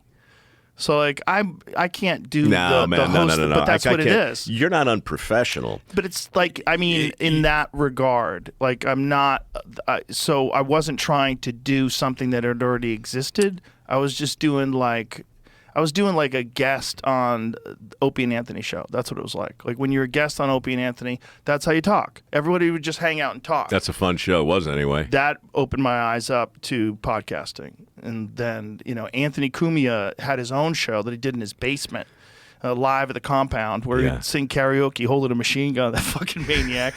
And then the other big one was doing the Tom Green show, because Tom Green had his own sort of internet talk show that he did out of his house. Sure. I remember that. Yeah. That was huge. So that also helped too. And I actually was in negotiation with the people that were doing his show, and I was thinking about doing something of my own, but then I was like, I can't work with anybody. I got to do this on my own. Quick sidebar. I don't know if this is of interest, and Jamie, forgive me, because I don't know if I'm supposed to ask you to do things, but I sold the first karaoke machine. Ever? In this country. Yeah. On QVC? Yeah. Oh, let's see that. It's out there. It's out. I'm not proud of it. You should be proud of that. But That's a statistic. It was like 12:15 in the morning, and they sent me one of these things to my apartment, and I'm like, what is this even like? Look, they're everywhere now. Obviously, we've gone through It's the whole kind of crazy period. though that you're like the godfather of karaoke. Well, I'm among them. Let me see. So what year is this? What are we talking? Look at you. 91. This is 91, 92. Wow. The final curtain. 99, 95. 99, 95. Yeah. Yeah. It's hard to see. It's so blurry. Isn't Cool. it New interesting, camera. like, how bad television looked back then in comparison to now? Like, just the resolution? Yeah, but you know what? There's something more trustworthy about rudimentary production value. Right. You can't, like, yeah. I was talking to your guy Bruce about this earlier. He was saying how much he loves Antique Roadshow and This Old House. You know, and I said, why? I used to love This Old House. I was on This Old House. Were you? Yeah, man. They invited me on. They wanted to raise money to reinvigorate the trades. They had a very similar cause as I do today, and they got all these advertisers lined up, and then the guy in charge said, "Well, Mike's doing the same basic thing. Let's call him and." Maybe we should just give him the money and let his foundation give it away. It'll be simpler than starting a new thing. And they called and I said, yeah, I'll do that, sure. But I'd like to be on your show. And they're like, that'd be great. So they invited me on and it was awesome. But my point is, part of the charm of those shows is the almost remedial simplicity of the production. It's old. It's like, there's an entrance. Right. There's an exit. Right. When's the last time you saw it dissolve? Right. Right? Like all that stuff. And I used to make fun of it. I used to make fun of QVC. I still do. But in reality, man, there was something strangely comforting about that kind of production value. And everything I learned that turned out to be useful, you know, I learned in the middle of the night selling karaoke there's a machines. thing about something that's overproduced that kind of dissolves some of its authenticity because there's too much thought put into each and every shot, everything about. There's too much coordination. It's almost like you lose a comfort. Like I might be entertained by it. It might be fascinating. Like Keeping Up with the Kardashians. You ever notice that, like, they change scenes every 5 seconds? Oh, yeah. Just like keep you keep you tuned in. There's something smart about that because it does keep you engaged, but it doesn't feel as authentic as if it was just like one person following them around in real time with no edits at all, just one camera on them. Here's a thesis.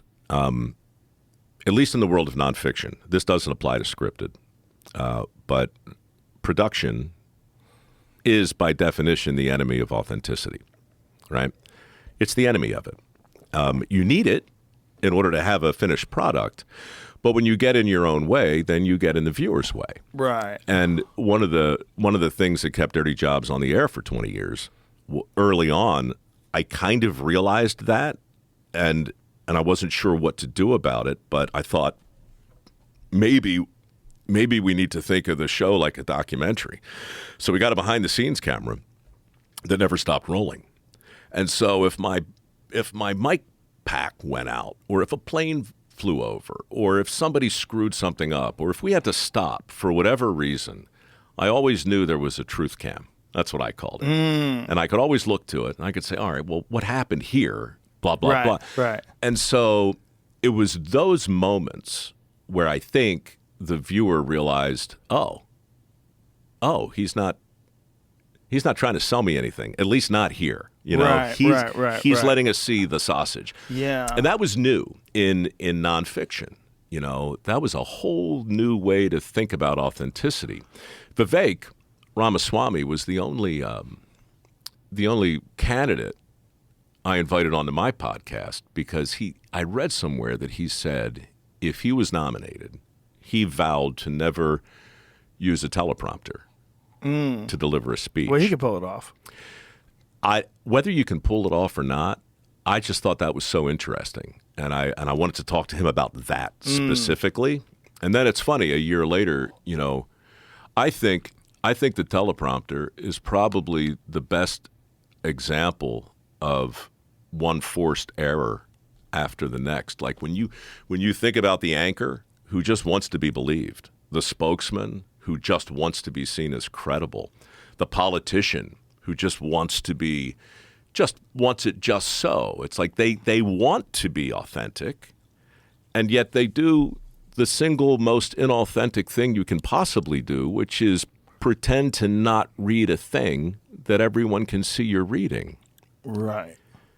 And so, like, the cognitive dissonance is rich, and I just think we've entered into this world where, like, the least persuasive thing you can do is say, trust me, or take it from me. People have just been burned so much Right. that they're going to we need a truth cam. We need it in the newsroom, not just in a sewer. I mean, Right. it worked there, but we need it everywhere. Fuck it, we'll do it live. Bill O'Reilly, of all people. I'll do it live! That's the real Bill. Yeah, that's That's it. the real Bill. That's it. Yeah, that's what's interesting about social media and social media. Like, there's this giant resistance right now to the idea that X is the news source of the world. They're It the is. mainstream. It is. They're the mainstream. It's the news source of the world. You and these people that want to cling to authority and say, no, you're not. You're, God damn it, you're not you're not a journalist. You're not this, that. You guys fucked us too many times. Yeah. And we don't believe you anymore. And so the only way for us to find out what's real and what's not real is someone posts it online, and then everybody looks at it, and then you get the community notes. And that's way better than the New York Times telling me that the Fruit Loops in Canada are exactly the same as the Fruit Loops in America, except for a bunch of shit that's banned. And that's the whole point of the whole fucking thing. Yeah. But meanwhile, they're fact-checking RFK Jr., so now I don't trust you anymore either. You can't So it's like that's what's going on. you can't gloss over the community notes. You can't. That's it. It's it. That's the truth cam That's the solution. on Twitter. It's the solution to this thing that we're trying to figure out. How do we know what's true and what's not true? You get a consensus. There's enough people that actually can read scientific papers. There's enough people that know the field that's being discussed. Or you're going to get, out of the hundreds of millions of people on X, you're going to get an expert who's going to say, this is why this is incorrect and this is how you're supposed to read it. And then everybody goes, oh, okay, this is wrong. And now you know. And if you can just do a little research and go through that paper or go through that thread, you'll if you're an objective person, you'll probably get a good sense of who's right and who's wrong. It's a weird dichotomy, though, right? Like, skepticism. Look, we have to be skeptical. Yes. But part of the reason we have to be as skeptical as we are is because so much of the media has abdicated on skepticism. And they've become something else. Something else. And so, you can't really blame people for, considering what we used to dismiss as a conspiracy theory when the theories start to get borne out and when there's such a level of eroded trust in once credible institutions. Well, that's also the whole reason for the disdain for conspiracy theorists in the first place, is that, no, you're not an expert. I'm the expert, and you're wrong. But then when they're wrong, there's no repercussions. They never want to say, we were wrong about all this. Yeah. We're sorry. We were wrong about masking. We were wrong about social distancing. We were wrong about all of it. It's all bullshit. Where's the humility, man? Yeah, no humility. Because they're not humans. And that's why you don't believe them, because they're just people reading off bullshit off a teleprompter. That's it. That's it. That's all it is. And nobody wants that anymore. You don't have to have that anymore. And that's why X has emerged and Substack and all these different things as like the place where people go to get actual information. And that's why they like podcasts, because it's just the three of us in this room. That's it. The whoever is the and numbers Carl. of people, and Carl's out cold now. But the numbers of people that are listening is like, it's just this crazy number that are all just listening to three people. So there's no producer, there's no, all that shit that gets in the way of things has been removed. It's actually for people when you think about it that way. Like, if the audience becomes its own amalgam, I think of it like that. I think the audience gets short shrifted a lot. I thought of it last night in your club. It's like the audience is, without the audience, what are you doing? You're just building. Certainly at a club. Yeah, at a club, it's everything. It's everything. It's but, everything. But why is it different Well, because you here. can't think about it that way. Because the best way to do it, in my opinion, for me, the best way I've found to do it is to never think about the audience. All I'm interested in, I think about it in terms of like, if I'm bored, they must be bored. Like, let me pick this up a little bit. Let me move this around a little bit. Let me figure out a way to. You got to move a conversation. It's like sometimes I've talked to like very old scholars, like very old, and it's like sometimes like, okay. Right. We got to focus you here. Like, we got to get you on this. Like, we're going to land this with plane, Trump, baby. a little bit in the beginning when he was telling me the story with Lincoln's bedroom. I was at the bed he was a long man. He was tall. Very tall. So, very tall. So I was like, okay, we got to figure out a way to, what's it like to be the fucking president? What is that feeling like? How crazy is it on the first day? That's what I really wanted to know. So it's like you got to kind of move people around.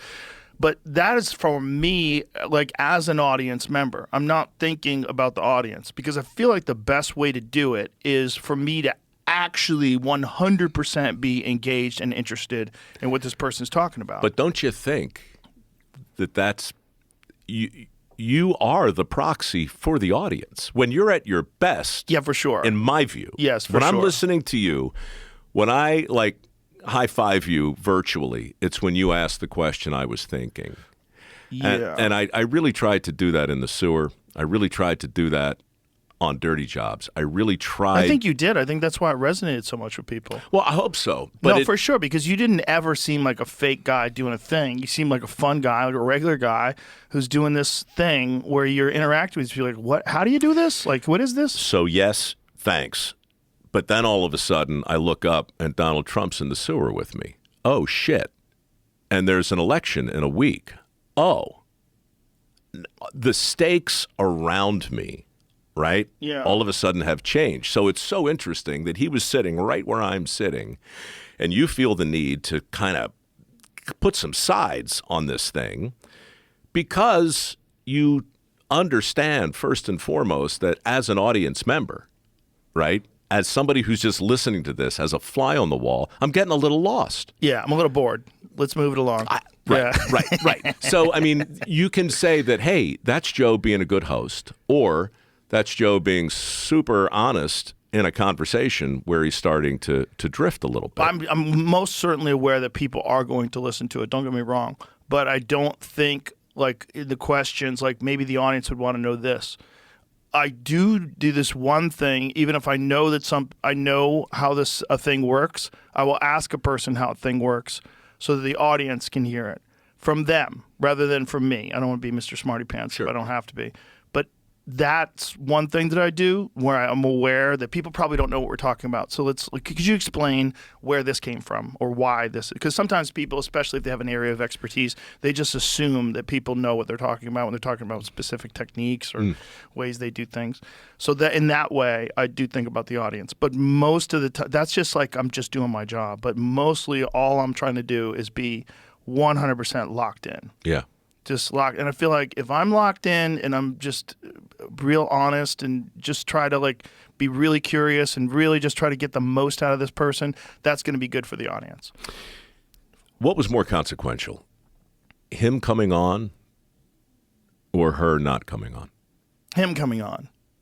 Why do you say that? Well, because realistically, like, okay, my thought about her coming on was I was going to be very nice. I wanted to have fun with her. I wanted to just be able to talk to her and ask her questions. I want to get a sense of her as a human being. And if it's policy talk that bothered them, like there was a few things they didn't want to talk, marijuana legalization. They initially didn't want to talk about internet censorship, and then they changed their tune, and then they wanted to talk about internet censorship. And I was great. Internet censorship is important. Let's talk about it. But whatever. She wanted to talk about fucking riding bikes. I don't give a shit. Sure. I don't give a fuck what you want to talk about. You want to talk about cooking, rock climbing. I just want to just get a sense of her as a human being. That's just as a human being. What is it like? Like, does it freak you out when people get mad at you? Does it freak you out when you fuck up a sentence and you ramble and I know what it's like. When you don't, the people are listening and you're like, I got to fucking bring this home and I don't know how to. And you just sort of repeat these key lines or maybe there's some new word you become enamored with. You want to say that over and over again. When you realize you're in the middle of a sentence with no obvious ending. Yes. That's QVC in a nutshell. Yes. Okay. Yes. That's what it is. Yes. Right. And when the teleprompter breaks, that's when you get to know the person. Right. And so that's why I'm asking. I wonder, I mean, I listened to the interview and I ask myself, well, is anybody going to vote differently as a result? I don't think so. Are some people going to vote who otherwise might not have voted? Maybe. But for me, when you started to talk very casually about the fact that her campaign had stipulations, they had demands. I think there was a lot of people that were. She had made a bunch of blunders, and there was a lot of concern that she was going to make blunders here. This is what I was going to get to. She might have. It might have been a mess. Yeah. I might have asked her about immigration. We might have had a conversation about like what is the goal? Like why hasn't this been? This doesn't. If we can, launch rockets and land them at the same time as we can't control a border, that seems not real. Yeah. That doesn't seem real. One seems way harder, and that's happening. He's fucking catching rockets with robot arms. Yeah. Okay, if that's happening, how come this can't be fixed? Because this didn't used to be like this, so why is it like this now? Why does the Red Cross have these stations set up where they're giving people maps and instructions? Why does China have these places in Mexico where they only have Chinese menus, Chinese writing, Chinese everything, and these people are coming from China specifically to the spot and then making it across the country? Like, what's the purpose of this? Has anybody ever examined what these people are up to? Why they're doing this? How is it so organized? Like, what is that about? Maybe that would have been a disaster, because that's something that I felt like if she didn't want to talk about the marijuana and didn't want to talk about internet censorship, immigration's an interesting one, right? Yeah. It's very interesting because, like, first of all, I am pro-immigration. I am the grandson of immigrants.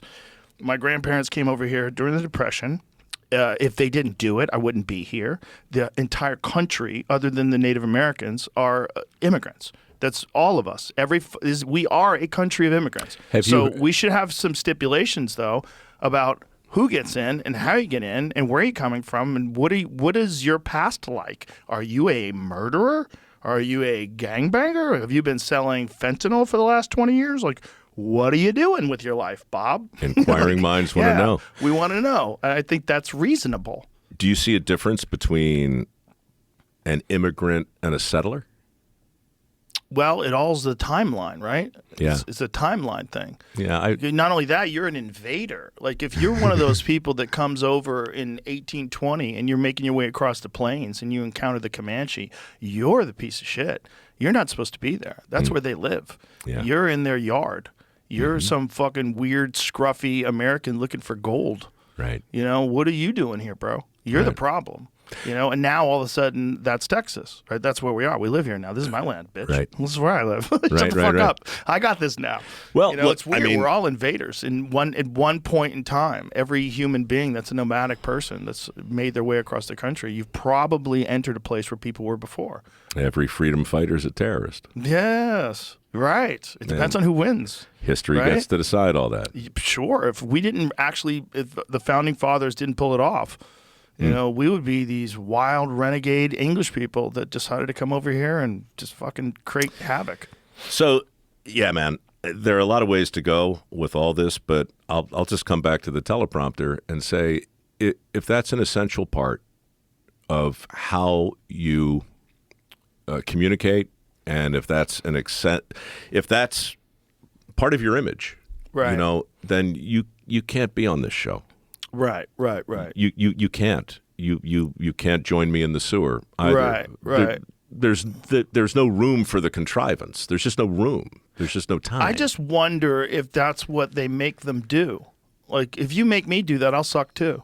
I can't read off a teleprompter. Yeah, I'm not interested in doing that. It's not my thing. But if you make a person do that, like if you're going to be a politician, right? Okay, and you were a senator, and which is, you don't get that kind of exposure that you get if you're a vice president or you're running for president initially, right? Like, that's a totally different scene. And there's probably a bunch of people that coach you how to do it right, and you don't know what the fuck you're doing. And if you're not a powerful person, like a big personality like Donald Trump, who could just do it, but also coming from a world of entertainment for most of his life, he's been in the public eye and hosting The Apprentice for 14 years. Like, he's used to being in front of the camera. It's a normal experience for him. He has a massive advantage. That's what I meant by production becomes the enemy of authenticity. Yes. When you rely upon it to the point where you can't function in the midst or in the wake of a glitch, well, in a world of glitches, you're in trouble. Right. You know, and I think the audience, not just yours, but the country, I just think they're just exhausted by people who have been managed and focus grouped and weighed and measured and tested and then put out there. I think it's also the evolution of culture in general, because if you just go back to, we were talking about media, you go back and watch a film from 1950 versus a film from 2024, the way people communicate now is much more realistic. There was a way of talking, like, Hannah, what did you do? Right. You know, there was a weird performative aspect to it because they didn't know how to do it right. In sitcoms, too. In right? everything. Father Knows Best, Yes, all that stuff. all that stuff. And then as time moved on, it changed. Like All in the Family was all of a sudden this realistic portrayal of a family where you got a racist dad and the son is, the meathead, the son-in-law, and the daughter's a hippie, and the mom just can't feel, what are you doing? What are you doing? It was a fucking amazing show. Oh, Watchy. It was an amazing show. You had Sanford and Son. Sanford and Son is another one. Yeah. You know, it was a comedy, but people talked like people would talk in real life. And then as culture moves on, songs change, books change. Everything sort of like moves into there's a much greater understanding. If you had a show and you try to do Father Knows Best today, it would almost be like you were putting on like a parody. Like it would be weird. It would be like a weird Tim and Eric type thing. Like you're doing something weird on purpose. Right. And that's not acceptable anymore. So the culture's moved on. So for sure. But it moves on in fits and starts, and it's not a line. Right. It's this, right? Yeah. Just like the climate. Right. Yeah. Right. So like the changes in podcasting, like it's happening right now, right in front of us. You can see so many different types of podcasts. You can see so many different kinds of scripted dramas. I mean, oh my God, can you imagine Breaking Bad? Right. 30 years ago? Right. Well, it's impossible. Right. A whole lot of things had to happen in front of that for that thing to... The Sopranos had to happen. That's right. Yeah. And something had to happen before that. Yeah. Well, in my world, and in the world you're describing, that was the age of authority. That's when Eric Severide could talk to you like this. That's when, like Discovery is a good example. You asked about it, and I'll tell you. First of all, John Hendricks, a friend of mine who created that channel, you would love. He did this in his garage, basically. I mean, the story's incredible. How he talked Malone into getting some transponder space, or maybe his Westinghouse, and mortgaged his house to buy some documentaries from Australia and started beaming all that stuff down. I asked him years ago, I'm like, what was the guiding principle behind this business model? And of course, Discovery has since purchased Warner Brothers. They're the biggest entertainment company in the world today. And it started with John Hendricks saying one goal: to satisfy curiosity. That's it. Discovery. Everything I do must line up with a traditional definition of what a discovery is. It's the satisfying of curiosity. Yeah. And so when I pitched Dirty Jobs, I was coming in on the heels of what you're talking about. There was still in nonfiction, it was Richard Attenborough, it was Jacques Cousteau, it was Jane Goodall. It was, the Discovery brand was very much a reflection of some of the greatest naturalists and historians and astrophysicists in the world. They deferred to experts, and then they hired guys like me to narrate shows, and we could sound even more official. And so you had this dance, this production dance, where you had a credible sounding voice and an expert at the center of the thing. Dirty Jobs was not that. Dirty Jobs was, what if the expert is a septic tank technician or a welder? What if the expert is a skull cleaner or a golf ball retrievist? It's a job. Or a sheep castrator, an oral sheep castrator, which we can get into if you want. What if they become your source of credible information? And what if the host somehow morphs from this authoritarian expert into a guest with a bunch of questions. So this conversation happened between me and some of the guys over there in 2003, and they bought it. They didn't like Dirty Jobs. They took it really to shut me up. They wanted 3 episodes and out. The deal I made with these guys was rooted in this paradigm of me saying, well, send me out into the world to go on adventures. And don't ask me to know more than I know, but just let me look under the rock and let's learn together. Yeah. And so they said, okay, we're going to, you'll go to the Titanic with James Cameron. You'll climb Kilimanjaro. You went to the Titanic? No, and I'll very nearly. It was canceled a month before because Dirty Jobs finally hit. But prior to that, I went to Egypt. I was exploring tombs with Zahi Hawass. I was at the pyramids. I was in some of the largest undiscovered graveyard in Bawiti, the Sands of the Dead, where they found the mummies with the golden masks, and nobody knew who the hell they were because it wasn't attached to any dynasty. And who are all these people with golden masks on their faces? And so Discovery would send me to do these shows, and they were great. Meanwhile, this hot mess that looked like a German porno called Dirty Jobs winds up on the air, and it rates like through the roof. But the problem in 2004 was that, and this is a kind of cognitive dissonance that always is super interesting, right? When a big company or a brand or a political party or really anybody realizes that the thing their audience wants is not the thing they want them to want. That's amazing. Right. And it happens all the time. And, Sure. And most of the time when it happens, you just walk it behind the barn and shoot it, and you never hear about it. But Dirty Jobs actually got on the air before it was shelved for a year. And it was during that year that I went on a series of adventures for the network, doing this other thing. Why was it shelved? It was shelved because it was deemed off-brand. It was shelved because I was biting the testicles off of lambs with ranchers, and that's how they castrate their lambs, and they have for hundreds of years. It was not that specific episode that got me in trouble later, but it was shelved because it was an unscripted, random romp. We never did a second take on the show. It didn't look Like everything else on the network. It didn't look like anything else on the network. It was just a jagged little pill. But they liked me, and they liked this idea of a more unscripted look at the world. And so we reached this kind of détente, and I started narrating all their tentpole shows. And then I went to Alaska to host Deadliest Catch, which is a whole nother story, that crab fishing show. Yeah. That's 21 years now, right? And up there, people died, That's a crazy job. people died. And I went to 6 funerals in 6 weeks.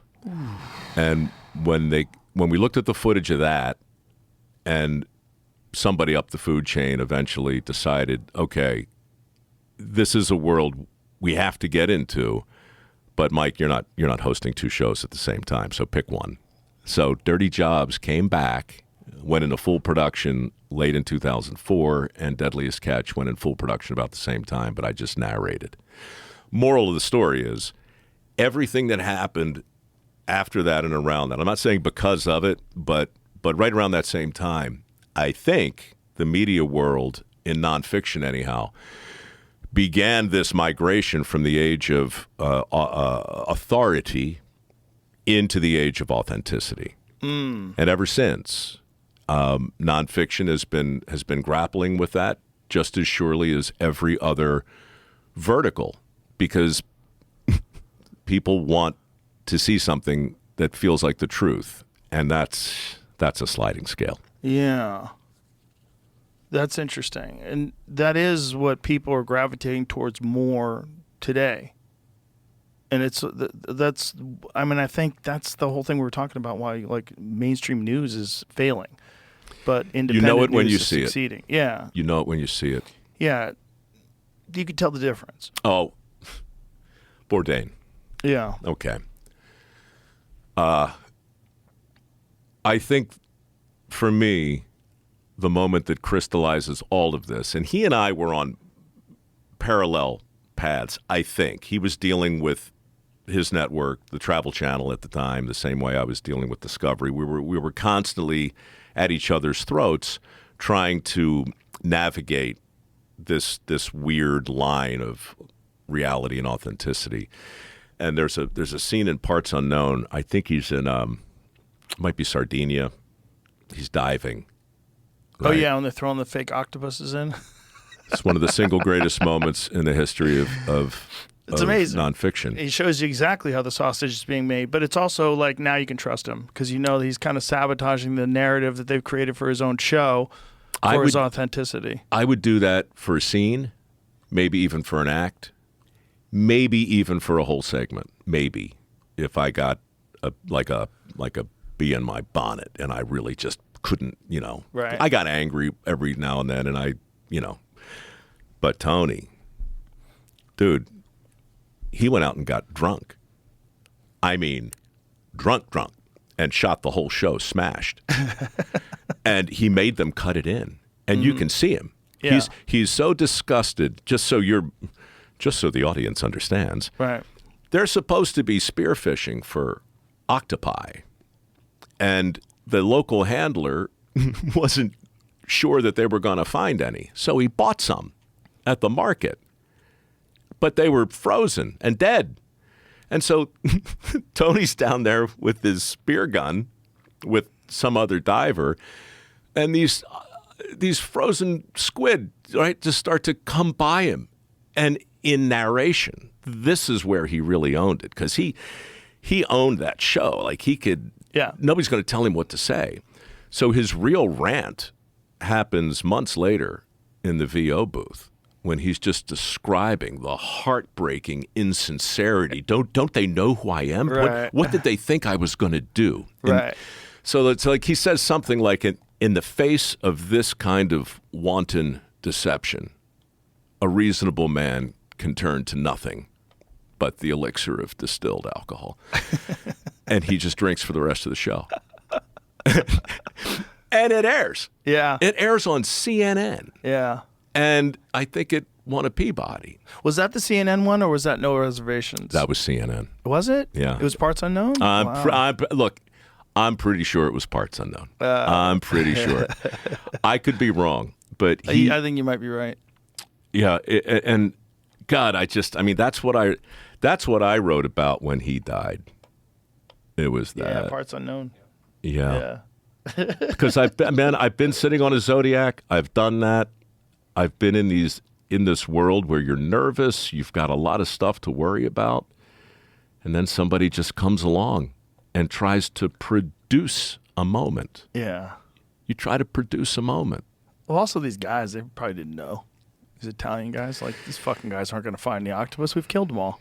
Probably right, but I got to think there's somebody there in his crew, somebody over from 0.0, the production company. Somebody must have, Who knows? Who knows, man? Who knows? But look, the fact that happened is wonderful. The fact that he was able to insist that it air, that was important.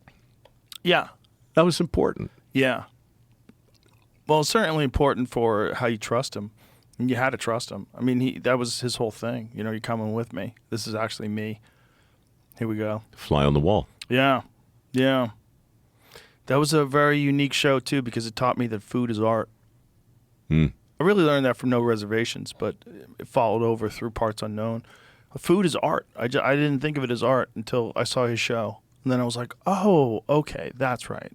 Because I just thought of art as being like a thing that people make that you look at or touch. I never thought it would be a thing you make or you hear, right? I never thought it would be a thing you make where you eat. And then I saw, I'm like, oh, these are artists. These are artists. All these people, they've discovered these different ways to make things delicious. And okay. Their medium's different. Yeah, it's just different. It's a different kind. But then hanging out with them, it's like, yeah, they're all artists. They talk like artists. They're covered in tattoos. They're fucking weirdos. They like to do drugs. They're all listening to crazy music. They're also craftsmen. Mm-hmm. Like, I mean, to me, Yeah, food is art. It sure can be, and it can also be fuel. Yeah. You know, it's actually both. It's kind of perfect. Yeah, you could have both. It could be art and fuel. You just got to pick what you eat. Is hunting art?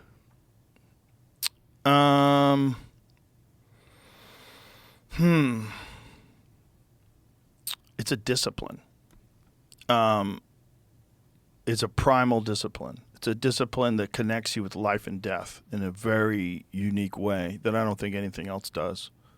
Where if you do it correctly, right? I'm talking about like mountain hunting, like mountain elk hunting in particular, which is my favorite. It's very hard to do. I train for it. I have to get in really good shape. I practice. I practice so much I fucked my back up because I was developing like tendonitis in my lower back, and I just ignored it. Yeah. Shut up. Yeah. We got work to do. And so it's a discipline more than it is anything. But it's like I don't know. Some people call it a sport. I find that wrong. That's not the right. It does take like physical energy. You have to be in shape to do it. You have to be in great fitness. But it's not a sport. It's a discipline. It's a discipline that's very, very, very primal. It taps into something you didn't even know was there. It's like people who've ever gone fishing, there's a thing that happens when you catch a fish. There's an excitement that you're not prepared for. It's a weird excitement. That excitement is you're going to feed your family and stay alive. That's what that excitement is. Because that excitement's like hardwired in your human reward systems. And you don't know it's there until you go fishing. And then you're like, whoa, oh, here he is. Get him in the net, get him in the net. Oh, we got him. Yeah. And hunting is that times 100. Hunting is way different because you're defying their protective senses. You have to make sure the wind is going in the right direction. You have to go all the way around if it's not. You got to figure out a way to move through the trees. You got to move very slowly, only move when their head's down. I think that's art. I don't know, man. I mean, a shot is art. I'll tell you that. Archery is art. A good archery shot on an animal, I watch it like it's art because it's hard to do. It's very hard to do. When I see someone just hit a perfect 50-yard shot in the vitals and that broadhead sinks in, I know that animal's going to die very quickly. It's a quick, humane death, and that's what you practice for.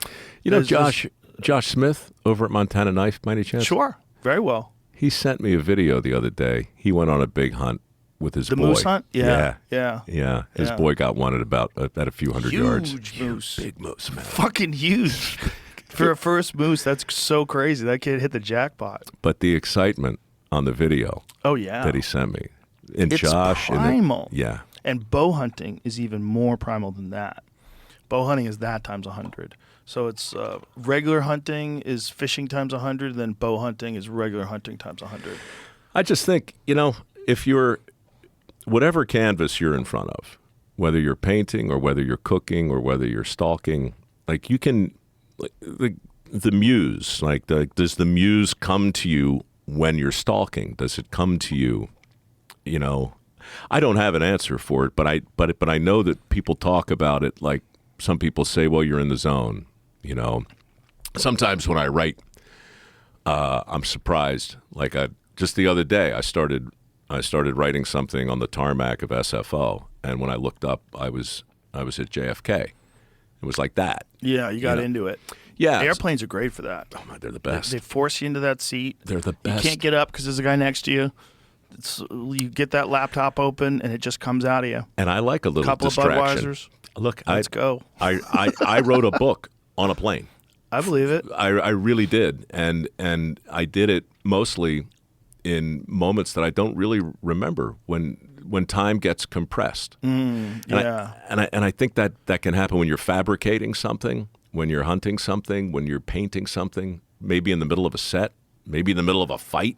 Yeah. I talk to boxers who say that it's so odd the way things will sometimes almost feel like they're in slow motion, even though they're happening so fast. Some fighters, it's art. Well, I think martial arts are art for people that understand it. If you watch it, it's beautiful. But there's some fighters that are just so artistic. You know who Emmanuel Augustus is? Yeah. Okay. Yeah. That guy is an artist. That guy's an artist. What makes him an artist? Because he's, first of all, completely unique. okay, doing a thing in this beautiful, deceptive way. He's dancing, but he has an understanding of distance that's fantastic, so he's really good at avoiding punches. His head movement, even with this unorthodox dancing style, is fantastic. He's stalking. He's doing something. Like, here's a manual. Like, look how he moves. I mean, Right. imagine you're fighting a guy who's moving like this. It's so crazy. He was so hard. Floyd Mayweather said he was the most. Look, he just punched him with two hands at the same time. Floyd Mayweather said he was the most skilled opponent he ever fought. Wow. And his record didn't indicate his actual physical ability. God. His abilities were incredible. But it's just like, it was such a wild style, so unusual. It's like boxing a bobblehead. Right. Like Prince Nassim Hamed had a kind of a similar thing going on when he was in his prime. Nassim Hamed was very, very unorthodox. See, here he's fighting Floyd. He gave Floyd a hard fucking time because he's so difficult to fight. Like, look, how do you deal with that? And when you're a guy like Floyd and you're getting clowned, here he's fighting Mickey Ward. When you're a guy like Floyd and you're, the cream of the crop, Olympian, I mean, a fucking phenomenal boxer, just a fantastic boxer.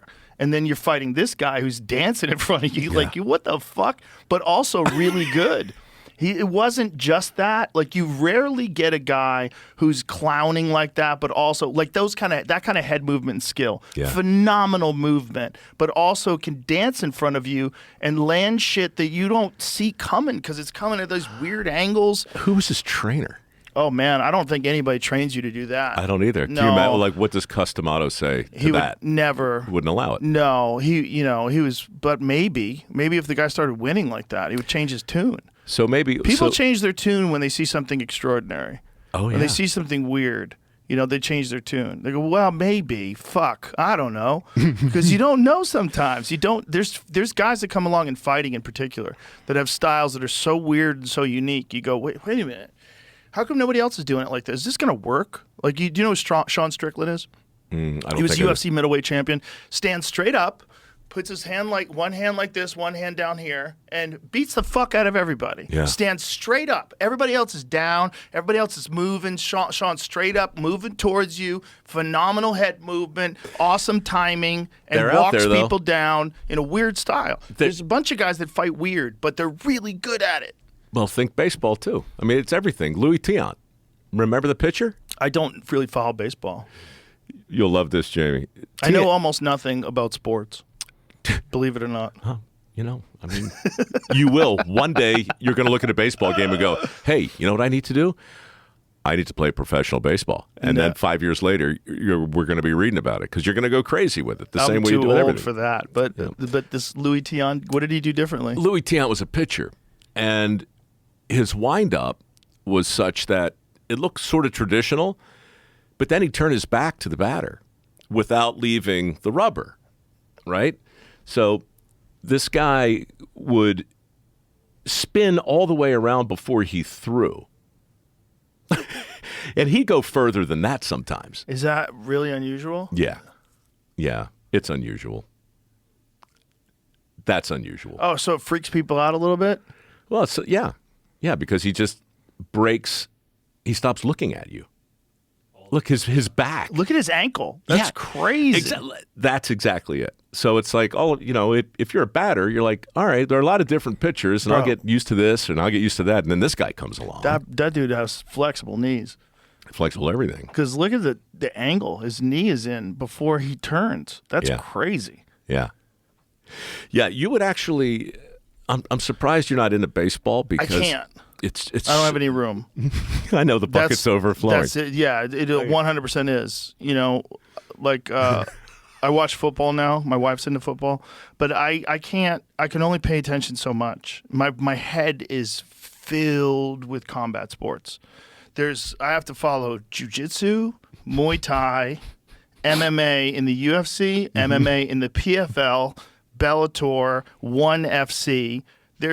I have to keep track of 1,000 fighters, like literally 1,000 fighters. Right. Maybe casually, some of them, like some of the glory kickboxers, casually I'm watching, Badr Hari's fighting. Oh, this guy's fighting. That guy's fighting. I know who these people are. I watch them fight.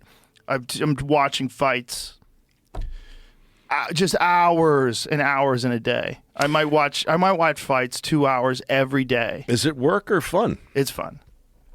Yeah, it's only fun.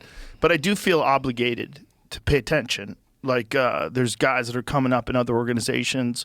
I see guys have like a specific skill set that's unique. Like I contacted Conor McGregor in like 2013. He was fighting in Cage Warriors, and I reached out and I said, dude, you're fucking super talented. I hope I get to see you in the UFC someday. And there's like, kickboxers like Alex Pereira. I follow him in Glory. And then finally he comes over to the UFC, and I was like, you got to see this guy. This guy's fucking insane.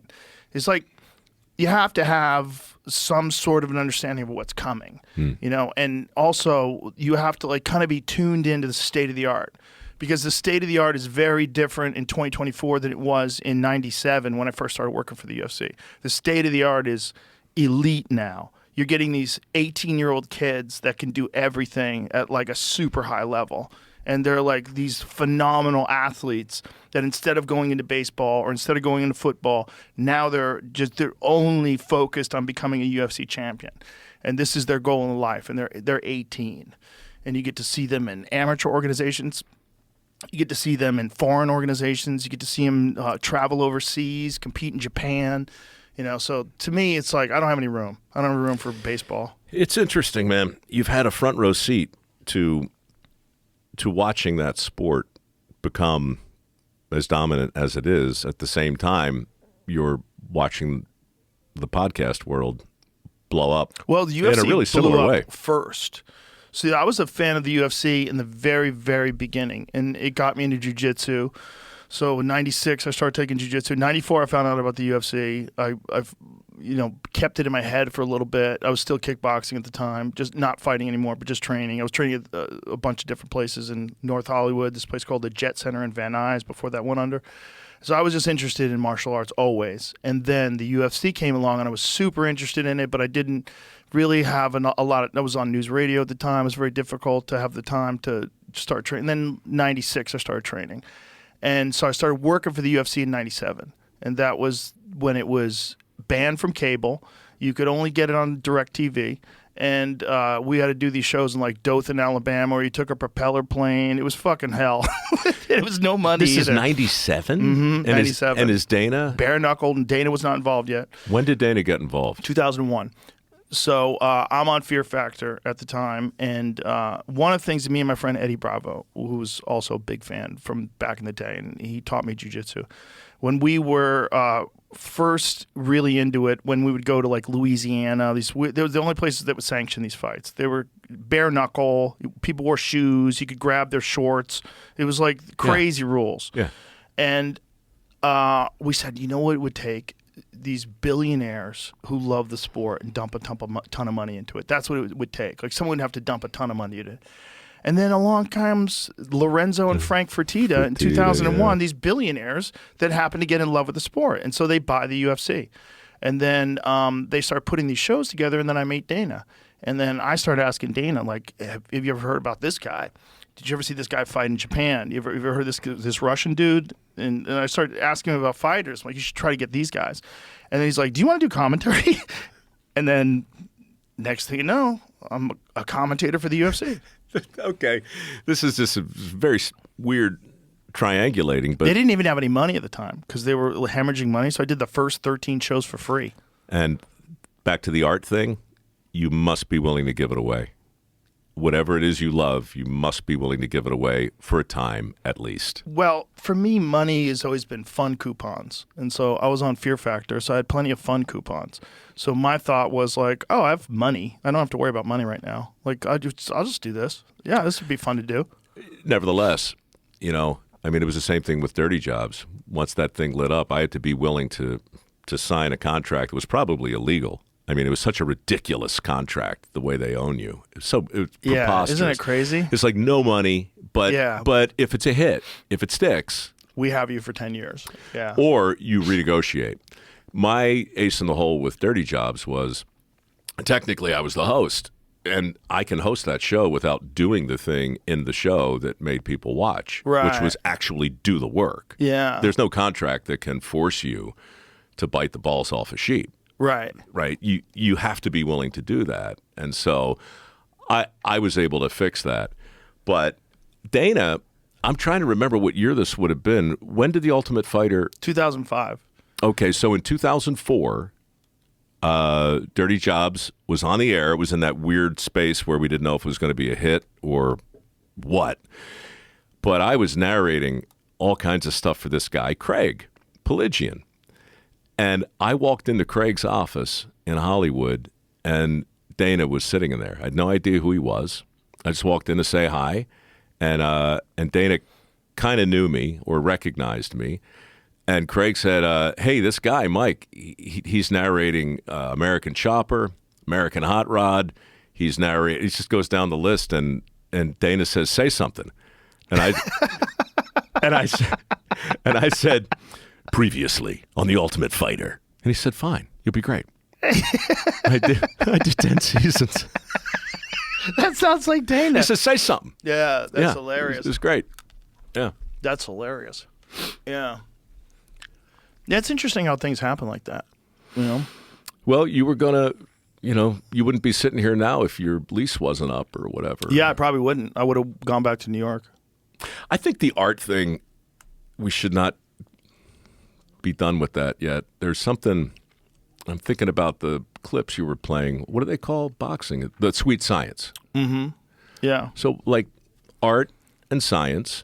I think anybody who's passionate about what they do can approach what they do like a scientist or like an artist, or maybe both. I think both. So, I've got this this foundation that evolved out of Dirty Jobs. It's called MicroWorks, and we award these scholarships to people who don't want to go to a 4-year school but who want to learn a trade. Right? We've been doing it for 16 years, and I started doing it in part for my granddad, but mostly because there are 8 million jobs now that don't require a 4-year degree, and there's $1.7 trillion in student loans on the books, right? That is just bananas, and we've got these huge shortages in the skilled trades. So I spent a lot of time talking about how that happened and what might be done to fix it. But regarding art, it's like you're old enough to remember wood shop and metal shop, and Sure. Before it was shop, it wasn't just Votech. It turned into Votech, but before it was Votech, it was the vocational arts. That's what they called it. And so we didn't just get rid of the vocational arts. We started with the language, and we took art out of it. And that's when it became Votech. And then there were a bunch of other acronyms and abbreviations and hyphenations and so forth. Well, there's also a weird distortion in our society where we have decided that we place a higher value on someone spending an enormous amount on education for a job that doesn't pay nearly as much as the education cost, where you're burdened with debt, doing a job where you have to work your way up a corporate ladder that might be hell, over becoming a carpenter. Yeah. Over building a house. Everybody needs a fucking house. Over being a plumber. And if you're a guy who can figure out how to do good carpentry, if you understand how to use tools, you're taught properly, you have a good apprenticeship, you can make an incredible living. It's very satisfying. It's skilled. It's a job that is creative. It's skillful.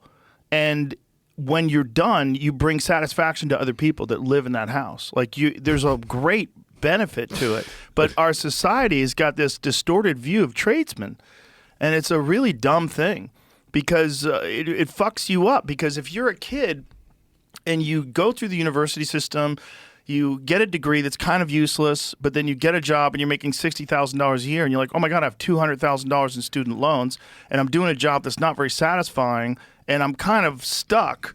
I'm working my way up, but it's going to take a long time before I make enough money where I'm not burdened by this. Yeah. Or you could have a successful construction company by then. I mean, you could get a small business loan, and you could start like hiring other people. You could have trucks with your name on it. I know people who've done that. They live very well. And, it doesn't mean you're dumb. Like, a lot of these people that live very well are very self-educated. They read books. They watch documentaries. They're interesting people. And they're entrepreneurial. But in many we've cases. got this bizarre thing in our head that if you didn't go to a school and get a degree, you must be a dumb person. It's weird. And it's not smart. It's not good for anybody to think that way. Well, I very rarely play the devil's advocate in this argument, but I do think I know why it happened, or at least how. And I was in high school in the late 70s, and there was a very concerted push for what we call higher ed, which, by the way, already sets the table, right? Yeah. So if it's higher Right. ed over here, I guess we have lower ed over here. Right. You guys are the language stupid. is awful. But the PR, and to be fair, in the 50s, 60s, 70s, we needed more doctors, we needed more engineers, we needed more people matriculating through, 4-year schools. But what happens with PR, at least from what I've seen, is that it always goes too far. And it wasn't enough just to make a persuasive case for that path. We had to do it at the expense of the jobs you're talking about. So if you don't go this way, you're going to wind up turning a wrench with a giant plumber's butt crack and some other ridiculous trope. So there's a lot of stereotypes and stigmas and myths and misperceptions that started to swirl around the trades. And that, I don't know when it happened, but Especially where you grow up. Like, if you grow up in a place that's highly educated, like Massachusetts, where I was, Boston, very, very educated place. Yeah. So if you were a person that pursued the trades, you were, probably a failure. Something was. This is like all you could do because you couldn't make it in school. And yet, you loved this old house. Yeah. Which is a love letter to the trades. It really is. Every single one. I love watching people make things. Yeah. Even dumb things. Like there was a guy, I think it was a PBS show, where he would make tools and like do like stuff the way people did like way back in the day. Like he'd make his own planer and all, Yeah. Oh, yeah. And he would make furniture and shit. Yeah. I didn't have any desire to make furniture, but I loved watching this guy because he was really into making furniture. It was his art. He was an artist. Well, and he was authentic. He actually loved it. You could tell. It wasn't like this is like his scam. Like, I know what I'll do. I'll make fucking take ancient tools and figure it out. No, this guy really was into it. Well, what's happened there, for me anyway, is that I mean, after 16 years of it, I can tell a pretty good story anecdotally. But now I'm able to go back and talk to people who we helped, 5-6 years ago, with like maybe a welding certification. And it's amazing when you say, hey, how's it going? And they say, how's it going? I'll tell you how it's going. $210,000 a year. I bought a van. I hired my buddy who's a welder. Then I hired a plumber. Then I got 2 HVAC guys and an electrician. We're doing $3.5 million a year. Got no debt. And so like my job is to talk to that guy, and I do that a lot on my podcast. It's just like, I just want to hear I want to hear stories of people who prospered as a result of mastering a skill that's in demand. Right. And then maybe applied some level of either artistry or entrepreneurship or the willingness to move. That's a big one too. Mm-hmm. Will you go where the work is? Or, And so it's really become, it's why Bobby Kennedy called me back in February. He was like, hey man, this MicroWorks thing, you want to make it MacroWorks? And I said, yeah, sure. What do you have in mind? And that's, I don't know if you knew this, but we had this whole conversation about like running together. Really? Oh yeah. No, he asked if I wanted to be vice president. Oh, geez, Louise. What'd you say? Dude, I was in Munich. in January, and he had called me earlier just to talk really generally about the middle class, because he's like, look, what you've done with the foundation, my campaign is a lot about that, and I'd love to talk to you more about it. So I kind of put him in the category of elected officials, politicians who might be useful. I'm not that guy. But I said, yeah, look, man, I'd be happy to chat. Well, he called back, and Gavin Becker, right? Yeah. Yeah. So they did a dive, dude. This was very strange for me. They did a deep dive, and when I got back to the Bay Area, he invited me down to his home to meet, the cats. They were all there, and we talked for like 3 hours. And I'm looking over my shoulder, honestly, like I'm being punked. Like, right. Which one of my crazy friends put you up to this? But he was serious, and I was weirdly flattered, maybe. Like, I knew I couldn't say yes, but I was so interested in what his thinking was. Right. And we spoke for a few hours, and then we stayed in touch for like the better part of the next month. And I actually really, for the first time ever, just tried to try it on, and it didn't fit. Right. I would never do well in an office or in a bureaucracy. He called me up once to ask me who I thought would be like good vice president. I was terrified he was going to ask me. Oh, yeah. I was terrified. I was like, please don't ask that. Because I know he asked, he asked Aaron Rodgers. Yeah. Which is crazy. Yeah. I literally heard the sound of my sphincter slamming shut. Like, what the fuck, man? I just tensed up, and I was like, who wants that job? Like, who whoa, wants that whoa. fucking job? That job's insanity. But, man, I'll tell you, man, it was a really, he was very gracious and very direct, and I tried to be too.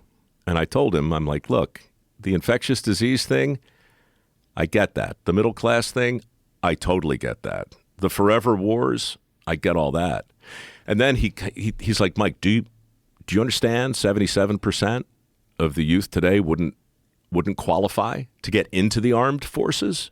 Do you understand what the crisis is we face right now? Never mind health. Health is its own thing, and I've got lots of things to say about it. But fitness, just basic fitness, His uncle was starring in commercials 45 years ago that were literally, we'd call it fat shaming today, challenging. I just talked to him the day before yesterday, and he said, Google any photo of Yankee Stadium sold out from the 60s or even the 70s, and try and find the fat people. They're not there. And if they are, they're hard to find. Do it today, they're impossible to miss. Something colossally horrible has happened. Anyway, he was very passionate about all that. Yeah. And I said, but it's an important message. It is an important message. And it gets lost in this idea of being a compassionate person that allows people to just be their authentic self, and there's nothing wrong with being fat. There's nothing wrong with being big. You're being lied to, okay? You're robbing your life of vitality. That's just the way it is. And I'm sorry if you're already there, but it doesn't help anybody to pretend that you're not there. And the only way we get out of this is we try to figure out what happened between 1960 and 2024. What happened we can figure it out. It's not Columbo. This is like the evidence is all there. We know what the ingredients are that are bad for you. We know what we've done to the food supply. We know what we've done. It's real. It's readily available. It's what you eat. When you say we, though, I mean human beings, the collective intelligence. What percentage of this country do you think What percentage has been informed? This is part of the problem, and this is why it benefits to have someone like that in office. Most people aren't aware of it. I've had a lot of conversations with people that have this really distorted idea of nutrition, and what's important and what you need, but what's good to thrive, what's optimum versus what is just going to keep you alive. These people think, you just need a balanced diet. No, you need to take vitamins. If you do not take vitamins, you will not have full optimization of your body. What do I want to take with D, by the way? Is it magnesium? You want to take magnesium, and you want to take K2. You want to take vitamin K, magnesium, and there's some arguments from other stuff too that would also enhance it. But you definitely need vitamin D. Almost everybody does. And if you live in a cold climate in the wintertime, a buddy of mine did his residency in I think it was Boston, and he was saying people would come in and they'd have undetectable levels of vitamin D because they were just never in the sun and they didn't supplement at all. And there's some vitamin D in milk when they enrich it with vitamin D. But the reality is you need vitamin D, and you need quite a bit of it. And if you want an optimal immune system that's really healthy, it's imperative. It's really important. And there's a lot of other things that are really important. Vitamin C is really important. The vitamin B is very important, a bunch of different Bs. You need essential fatty acids. They're very important. You need all these things. If you don't have these things, your body won't function right. Do you think that the basic fear and conversation around skin cancer and the lotions and the coverings and the sunscreens, and I mean, to what extent do you think people are not getting vitamin D because they've been scared out of the sun? There's a lot of that for sure. I mean, the best way to get vitamin D most certainly is from the sun. That's the way your body's naturally designed to get vitamin D. You're supposed to be outside all the time, and it'll make you healthier. Physically, it's good for you. It's actually a hormone that your body produces when it's in the vitamin D is a hormone. It's or a precursor to a hormone, I guess, if you take it orally. But what it's doing to your body, like Georges St. Pierre when he was fighting would tan. And he would tan specifically not to look good because it's actually better for your health and fitness. You get more vitamin D that way. Yeah. Yeah, and there's a reality to that. That's why people are really fucking depressed when they live in the Pacific Northwest because it's raining all the time. You're not getting enough vitamin D. It's actually bad for your psyche. It's bad for your mind. It's bad for your health. Your again, overall vitality. If you want to have strong vitality, you need to eat nutritious food and take vitamins. And you need to exercise. There's no ifs, ands, or buts about it. You need those three things. 100%. No shortcuts. No shortcuts. I don't know that probably not many silver linings to the lockdown, but I did. I started walking. I've always been active, but I kind of backed off of the gym as I got older and started walking every morning for 8 miles. And then, Mike Easter, he became a friend, the Comfort Crisis, and I started rucking. Yeah. And so, oh, that's great. Yeah, Mike's a big proponent of that. Big time. Yeah. In fact, when Bobby called, it was funny. He's hard to understand sometimes, and I was impossible to understand because I was gasping for breath. I got 65 pounds on my back, walking 8 miles every morning. He was like, "What are you doing?" I'm like, "Dude, I'm dying. I'm dying. I'm rucking. I'm rucking." But yeah, I think there's really something important in that book that Easter wrote. And I think it's not the specifics of what we can do. This idea of what do the Japanese call it? A misogi, a quest or a challenge of sorts that you should challenge yourself to do every so often. Yeah. And one of the criterion is you should have a 50% chance of failure. Right. So it's a real push into uncertainty and discomfort, and that's why I ruck. It's it's voluntary uncomfortable. Discomfort. Yes. Yeah.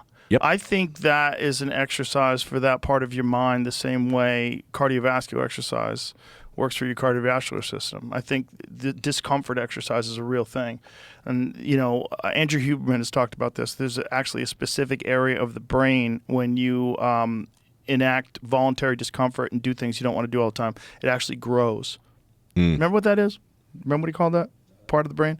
But, he speaks about it, of course. He's a neuroscientist, so much more eloquently. But I think that's real. And I think it also makes regular life a lot easier.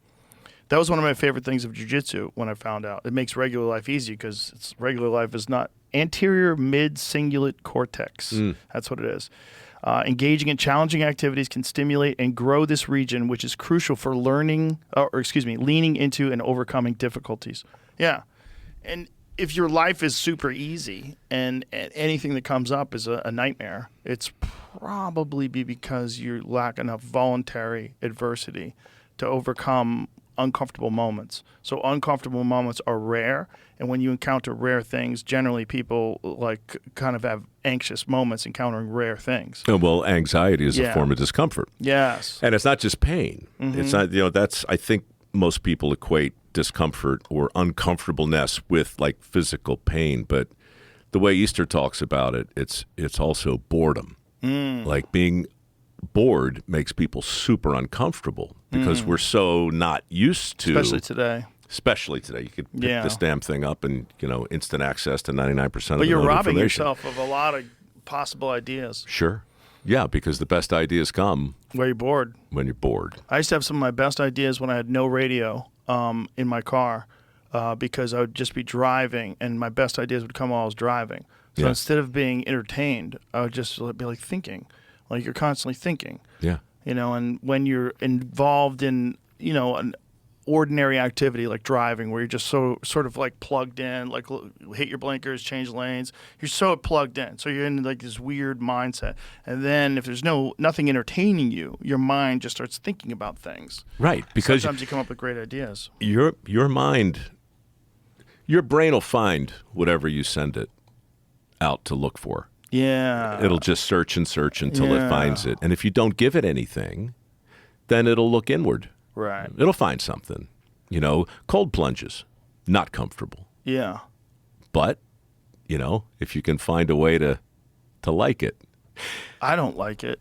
I don't like it at all. I man. do it every day. I hate it, Yeah. but I love it when I get out. The moment before I get in, I'm always like, can I talk myself out of doing this? Yeah. I don't want to do this. Right. It's fucking cold outside. It's 40 degrees outside. I'm climbing this 34-degree water. But because I do it, I know that I've already done something way more difficult than most of my day. I think there's a difference in knowing what the benefits are of a cold plunge, which would require you to do some research and do some reading and do some thinking and so forth, versus just saying, okay, I know there's some benefit. I don't actually need to know specifically what it is. I just need to know that there's an overarching benefit in embracing the suck. Yeah. I need, and if I do that a couple of times a day, I think I'm going to be better for it. And that's useful. That's been useful to me. That's anyway. useful, but it also is beneficial physically. So it's both things. And I think that's the case with exercise too. That's also the case with sauna.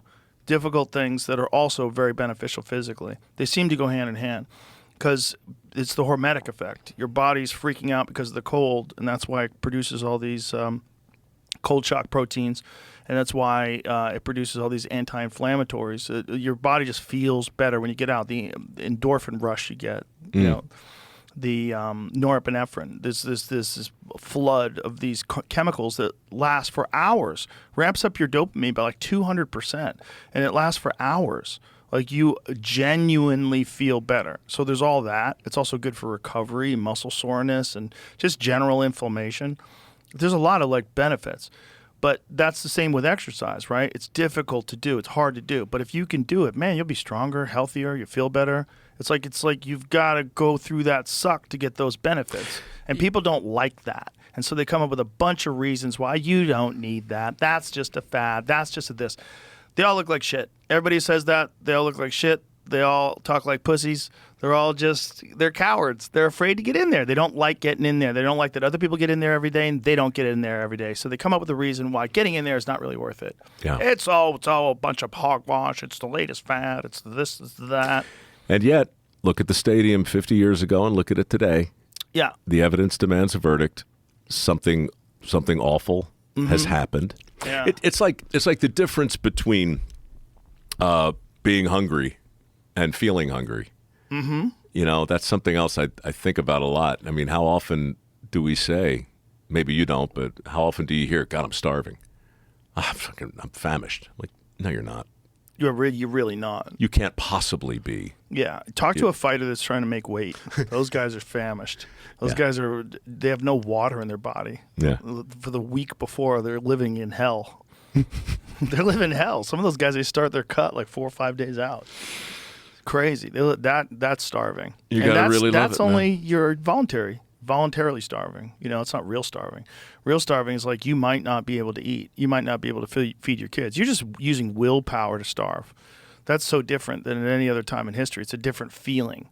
Like if you're a person that's making your way across the country and the wagon breaks. Donner Party, and now you're table on for two. Oh, yeah. And that's real starving. Real starving. Did you ever read, there's a book by Nathaniel Philbrick. It's called In the Heart of the Sea. No. Oh, man. This is the true story of the sinking of a whale ship called the Essex right? And the sinking of this ship inspired Herman Melville to write Moby Dick. And what happened was I think it was 1821, the whaling industry in Nantucket is so fascinating. Nantucket back then was basically run by women because the men would go out for 2, sometimes 3 years at a time. Jesus. Hunting right whales, which are just sperm whales. Years? Years. Yeah. They were called right whales because they were the right whales to kill, right? And in that time, it was a great source of energy for the country. All the lamplights burned on whale oil. Imagine how many whales there were before they started doing this. They were like schools. There were so many. This book will, I mean, it's rich in a lot of different ways. It's where they got the expression Steely Dan, actually.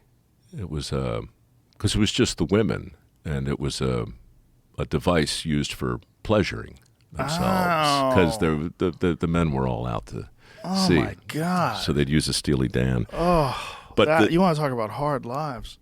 The business, whatever it takes to shoot the elk and get it down from the mountain, I get it. That's a thing. But when you read through the real process of getting a sperm whale out of the ocean alongside the ship and then onto the ship, and the cutting of the blubber, and the cauldrons that burn 24/7 on the deck, and the blubber that's put into the cauldrons. And so they're just making this rendered fat. They're rendering the fat and the oil in real time. Oh, wow. And because they have to or it'll rot. That's right. And so they just load up the boats. Whoa. So what happens, and this is not really... Are they eating the whales too? No. No? No. What are they eating? No, they got their hardtack mostly. Ugh. Hardtack is just kind of like crackers, biscuits with no real taste at all. It was the they're probably sick. It was the currency. You're used to anything. Probably got scurvy, you know. I mean, but these guys would go all around the world, and this boat, the Essex, was a couple thousand miles off the coast of Venezuela, and what happens is that it's the ship is the main ship with the guys on it, and then when you see a whale, right, you basically put the whale boats in the water, and these are smaller, maybe 22 feet long, and men row them, right, and so you harpoon the whale, and then you hang on and go for what they called a Nantucket sleigh ride. So the whale would just drag the... What if the whale goes under?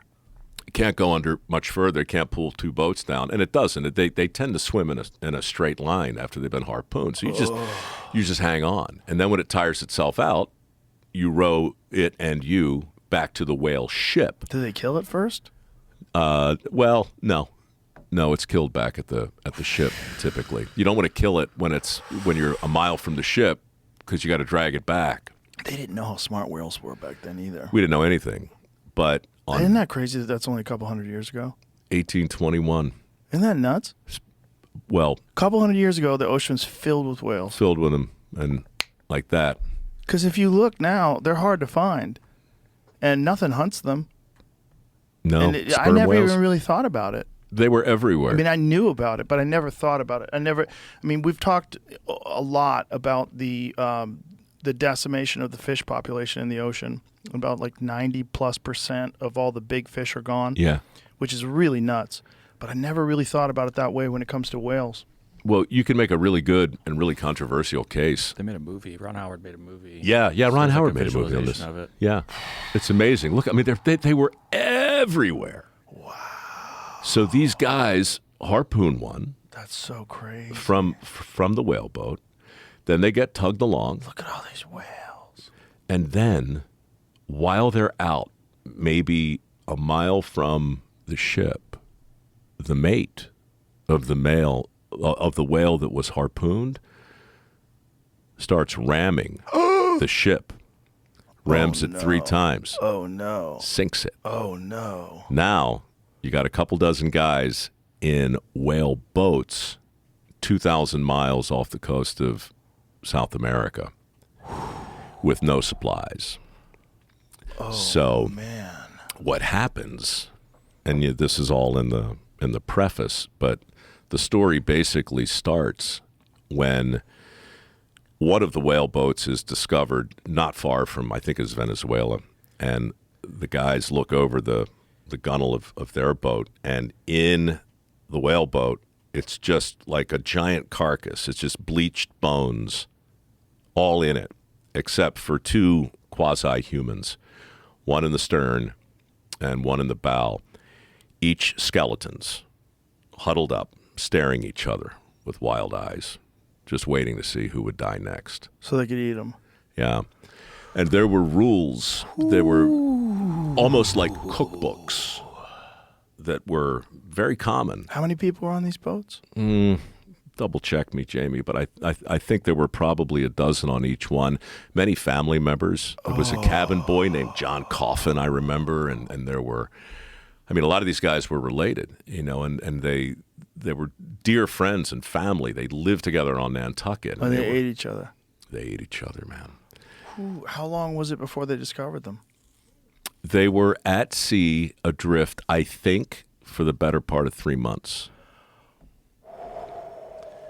Went into the national. That's him, Nate Philbrook. Fantastic. In 1820, the whale ship Essex was rammed and sunk by an angry sperm whale, leaving the desperate crew to drift for more than 90 days in 3 tiny boats. When did this movie come out? 2015 for the movie. The manuscript was found in 1960, verified in 1980. Oh my God. Released in 84. Dude, you want to take a deep dive, go to the Whaling Museum up in New England. This stuff is... I mean, in the day, there were strict protocols on how to eat your friend, how to prepare your friend for consumption. Did they devise them on the spot, or did they have them prepared? They devised it on the spot? There was, what, the rules? No, Yeah, no, the they rules. were written. It was like a maritime code. So they kind of knew that this was a possibility. They knew it was a certainty. They just didn't know for whom. This was common.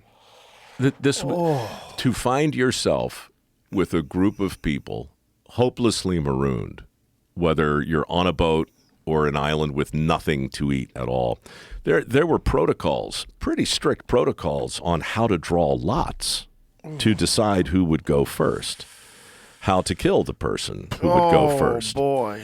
who not to eat based on the degree of your relation. Oh, boy. So, like, brothers are definitely off. But cousins, not optimal. So, like, people were being prepared for consumption. Is eating them raw? I mean, I can't imagine how you would make a fire out there. Oh, my God. Unspeakable. Oh, my God. That's interesting. Owen Chase, right. The men spent over 3 months at sea and had to resort to cannibalism in order to survive. Captain Pollard and Charles Ramsdell were discovered gnawing on the bones of their shipmates in one boat. Owen Chase, Lawrence, and Nickerson also survived to tell the tale. In all, 7 sailors were consumed. Whoa! Dude. Boy. And, see, this is why nonfiction is the best. Ooh. I know it's nauseating, but I mean, that book. At a point in time, you got to go, I might wind up in hell before I starve to death because I've eaten everyone else. Right? When you're knowing you're starving to death and you've already eaten everyone else. Oh, my God. Because there's going to be one last person. There's got to, likely. and then there was one. Oh, God. Dude, I know. I know. Reality is so terrifying in that regard that we have, you know, we're so fortunate that there's so much food available. The poorest amongst us are fat.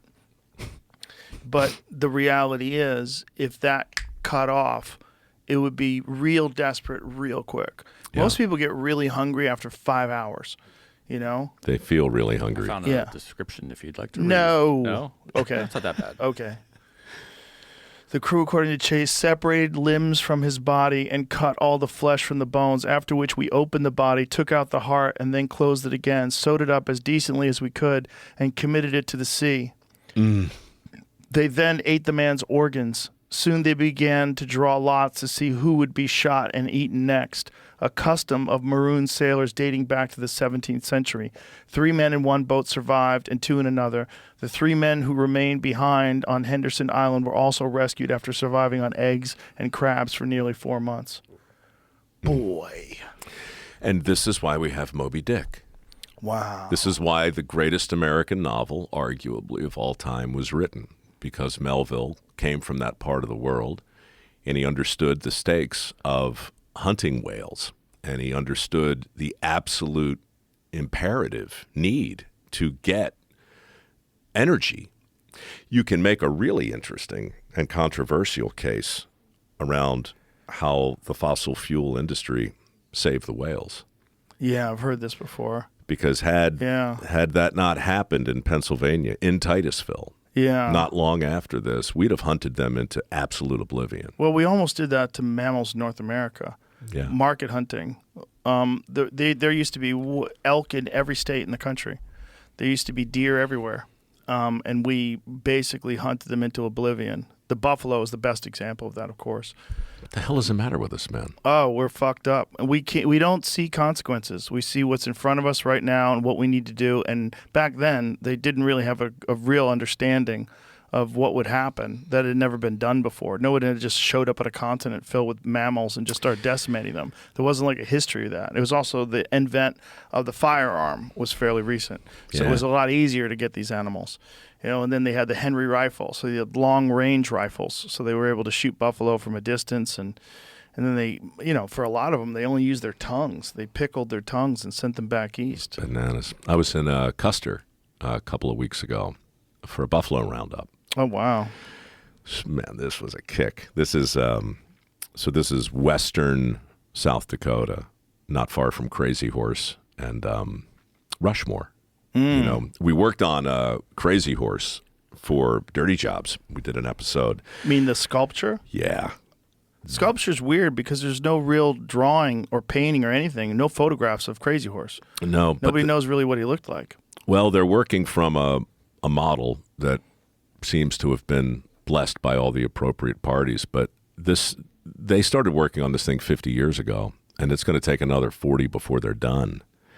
I worked on the fingernail of Crazy Horse with a whole crew. What does it look like now? I haven't seen it in a long time. You'll love this, Jan. It's so but you can take all of Rushmore, all 4 heads, and put it on the forehead of Crazy Horse. Wow. That's how big this thing is. And wasn't it like one family's undertaking? Yeah. Gorchek. Go to that last picture that you just had. That one right there. So that shows before and after. It shows where it was a while back and where it is now. Look at it. Look at his finger in the lower right. That's what you worked on? Yeah. And I scaled down his forehead to do basically some tidying up of his nostrils and whatnot when we were there. That's crazy how big that is. It's massive. It's absolutely massive. And there was one guy, Korchak was his name, and he was an immigrant, and he loved the Indian people, and that's the model there at the right. Yeah, that's what it's going to look like. That's what we're shooting for. Wow. And it's going to take another half a century probably. Wow. But that's incredible. It's funny, man. It's very controversial amongst Native American communities, though, right? I don't know. It is, I think there's some. There's a part of it is the thing that Crazy Horse didn't want to be photographed. Yeah. He really believed that cameras were like Stole stealing. your soul. Yeah.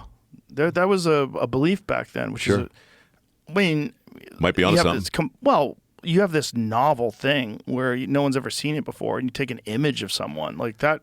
Like it diminishes you. Yeah. Also, human beings at that point in time were so horrible to each other, and these settlers had done essentially demonic things to the population, just with diseases, just bringing diseases. Yeah. So, of course, they would say, what are they doing now? Yeah. Oh, this is the fucking coup de grace. They're going to steal our soul with this fucking box.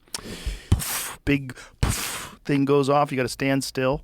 This guy, Korchak, he was so brilliant on so many levels. Yeah, I think he had 13 kids, and that they were basically his workforce.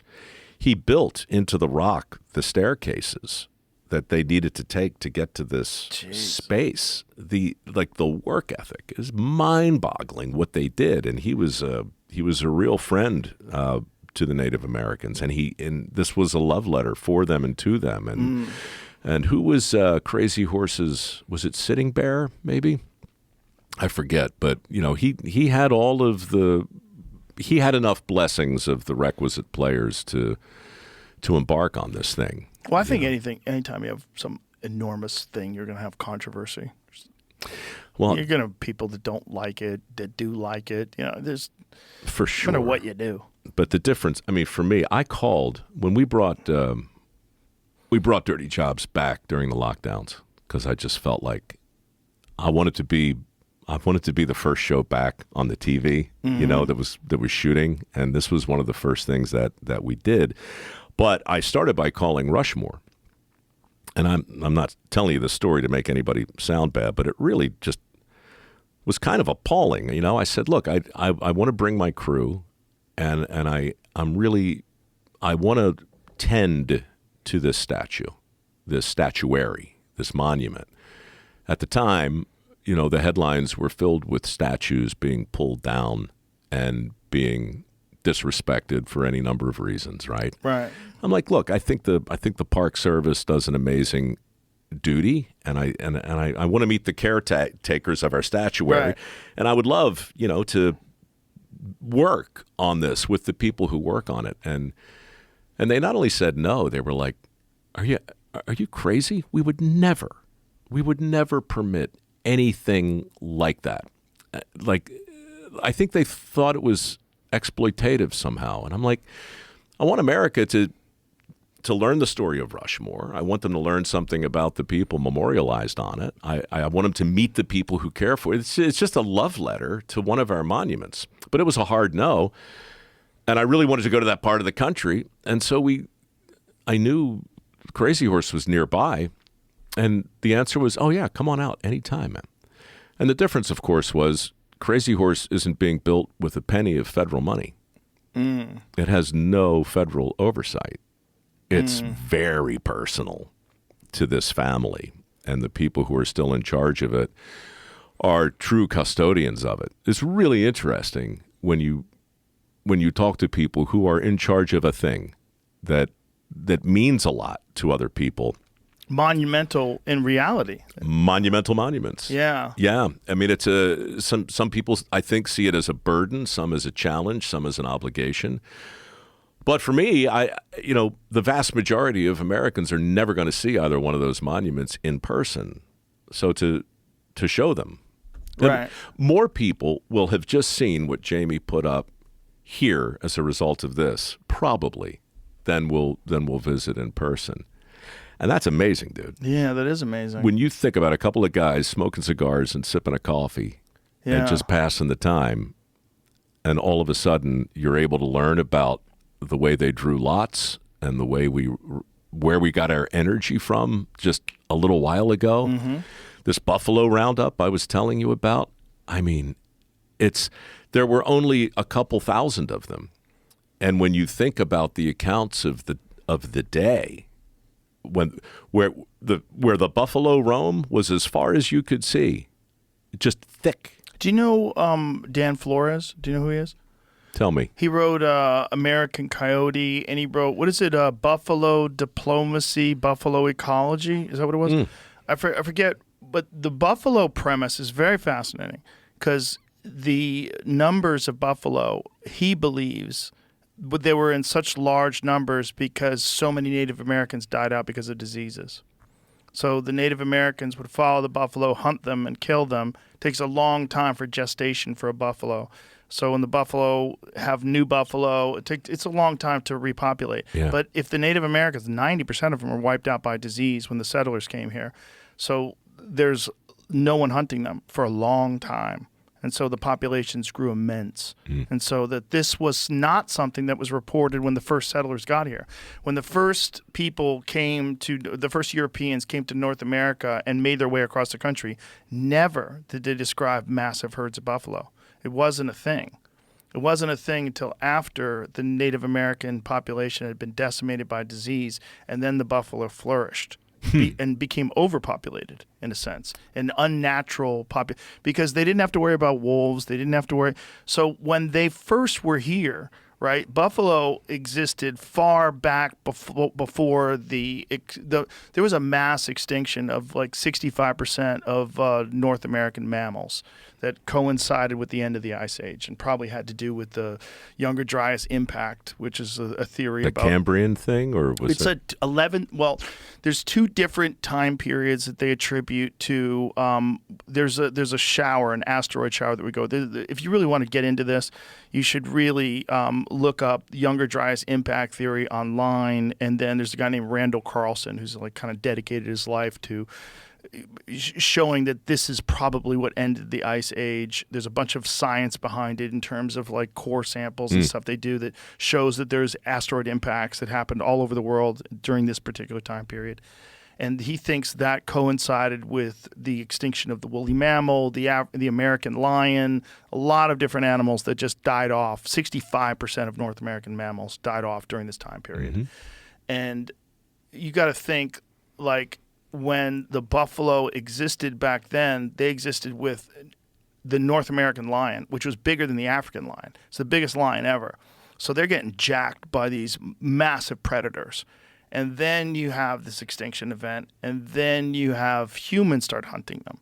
And so humans, now horses have been reintroduced to North America by Europeans. Humans are on these horses, and then they're hunting these animals. Reintroduced, by the way, because horses originated in North America, including zebras. All horse species came from North here, American, but that was the Bering Land Bridge, and things moved around. And when the mass extinction event happened, it killed off all the horses here. But then there was horses over there that they had kind of extirpated from America, brought them back in, and now Native Americans have horses. And so they are really effective at hunting buffalo. They get the numbers down to a number where when people are making their way across the country, they're not seeing them everywhere. And then you have this mass event where 90% of Native Americans die. Then you have millions of buffalo. And this is what Dan Flores writes about. It's really interesting.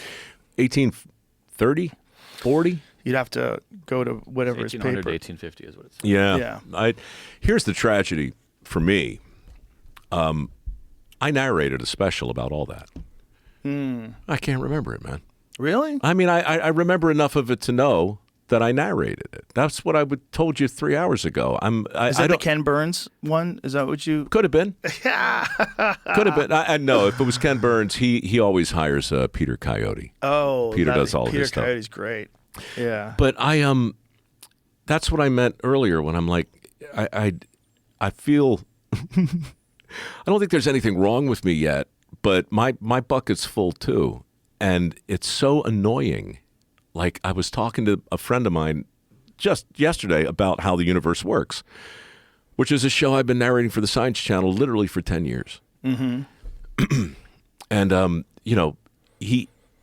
he knows all of the information in the show, but he thinks because he heard me tell it to him that I know it too, but I don't. I'm just adjacent to it. Right. I know just enough to keep a conversation on its feet, but it's like it's this constant thing, man. I'm older than I've ever been, and it's just nagging at me now because it's like, God damn it, I should know. I should remember more of the. I should have remembered more about Philbrick. I should have remembered more about. I don't think we're designed for it.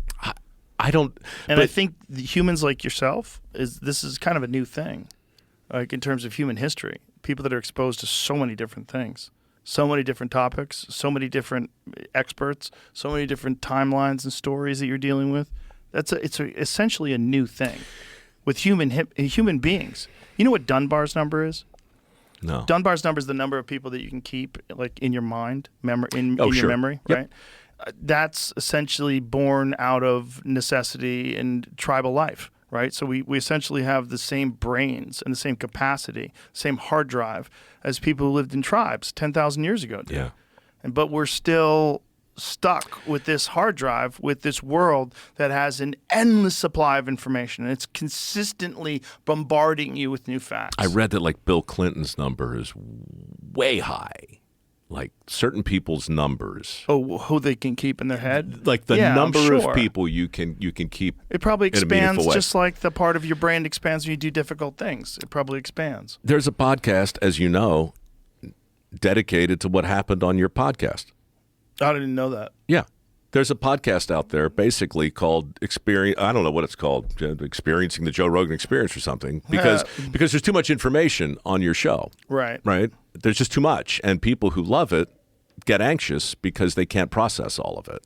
And so, like, there's an ecosystem. In other words, there's a docent, to bring it back to art. This is what we need, I think, more than anything today. We need somebody, like if you're going to go to an art museum, you need somebody to lead you through. I do, anyway. Somebody who can... It helps. It helps, man. If you're going to go see... If you're going to go see a martial arts fight for the first time, if you're going to go to the octagon, it'd be better to sit next to you than me, right? Sure. So everybody... But you'd be annoying. I'd have to say you don't... Okay. How much do you know why that hurts? Here, let me show you. Can you feel that? I'm just saying that I think more than ever before, people need a guide. They need somebody to make sense out of all the information, because I don't think there's not much new information. It's just accessible in ways we've never seen. There's new information too. How can there be? Because information is acquired upon the consumption of all the other information. Like, it's all exponential. It piles on top of each other. It's not just now we know because of the new information, because of the information that we've acquired. Now we have a new understanding. So that's new information. You know, nutrition. There's constantly new information on nutrition. How's that possible? People have been eating forever because now we know more about it. So it is new information. Well, there's no such thing as an old joke if you hear it for the first time. Right. So if I just learn that vitamin D is important, but better assimilated with magnesium and K2, I might say that's some new information. But you would go, no, dude, that's old information. You're just learning it. Right, but it's fairly new anyway, because nutritional science has really only been around for, 100 plus years? And the understanding of it today is far greater than at any other time in our life, because of guys like Huberman, because of these different scientists that have dedicated themselves to educating people about nutrition, the process that your body goes through, and it absorbs nutrients, and what enhances that, enzymes, different things that you eat. Let me say it this way then. There's a body of information that exists that I don't know, and then there's a body of new information that I also don't know because it's new. Right. And the body of the stuff that I don't know yet, that's Right. been around forever, is massive. Massive. The new stuff is new. And I don't know how big it is, but it's not as big as this incredible repository of stuff. Like when I walk in a library and look, look at all that stuff, man. Look at this cursed thing here in my hand. It's like, oh my God, if I have an internet connection, I have access to 98% of everything that we've ever known. Yeah. Now, that either makes you intensely curious or intensely uneasy, because now you know. Maybe both. Maybe, but you have it now. You like if you're not, like, what are you doing? Like, you're sitting on the toilet. Are you reeling? Are you TikToking? Like, how are you spending the one truly finite resource you have, your time? What are you doing with it, man? A lot of us are getting distracted. Jesus. Yeah. But there's stories. There are buffalo stories and whale stories that are out there, man. I think that's why people like your shows. I think that's why people like podcasts. I think that's why people are interested in documentaries. There's still people out there that are interested in being curious. For sure. Yeah. That's how sure. we make a living, Mike. Yes, Joe, it is. That's what we've done. It's a pleasant living. Listen, man, it's been awesome talking to you. I really appreciate it. It was a lot of fun. You know what, 3 man? hours just fucking flew by. Full disclosure, I'm kind of relieved. I was getting so annoyed with friends of mine who were like, hey, man, why haven't you been on the show? I'm like, maybe. My mother said maybe he's not that into you. It's just a time thing. He'll call you one day. There's a lot of people out there, but I really did want to talk to you. Can I show you a truck before we go? Sure. Because I know you're a car guy. Yeah. So this company called Sugar Creek up in Ohio made me a truck. Ooh. All right. What kind? Well, it started as a 1964 Dodge Power Wagon. It ended up as this. Dude, I've seen that online. That's yours. That's mine. Oh, that's crazy. I love those old Power Wagons.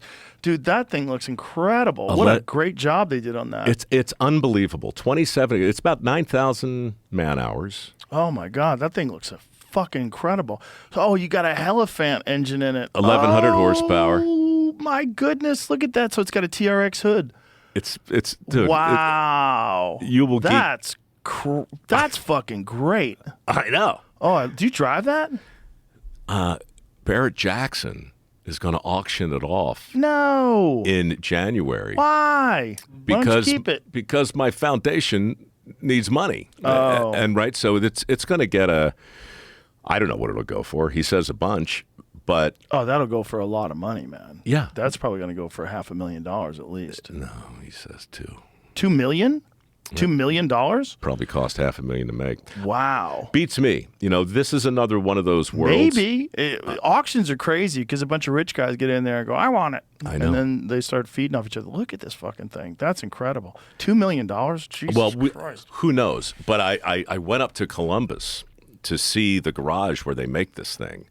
And you need to put this on your list of stuff to do when your bucket's not overflowing.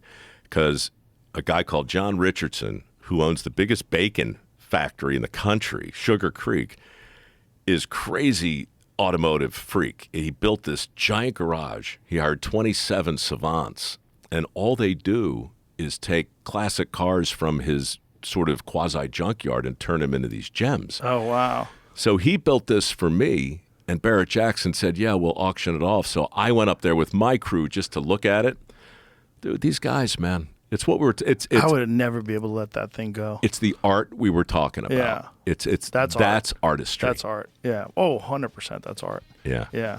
Mike, appreciate you very much, man. Thanks for having me. Thank you for being here. It was pleasure. a lot of fun. All right. Bye, everybody. See ya.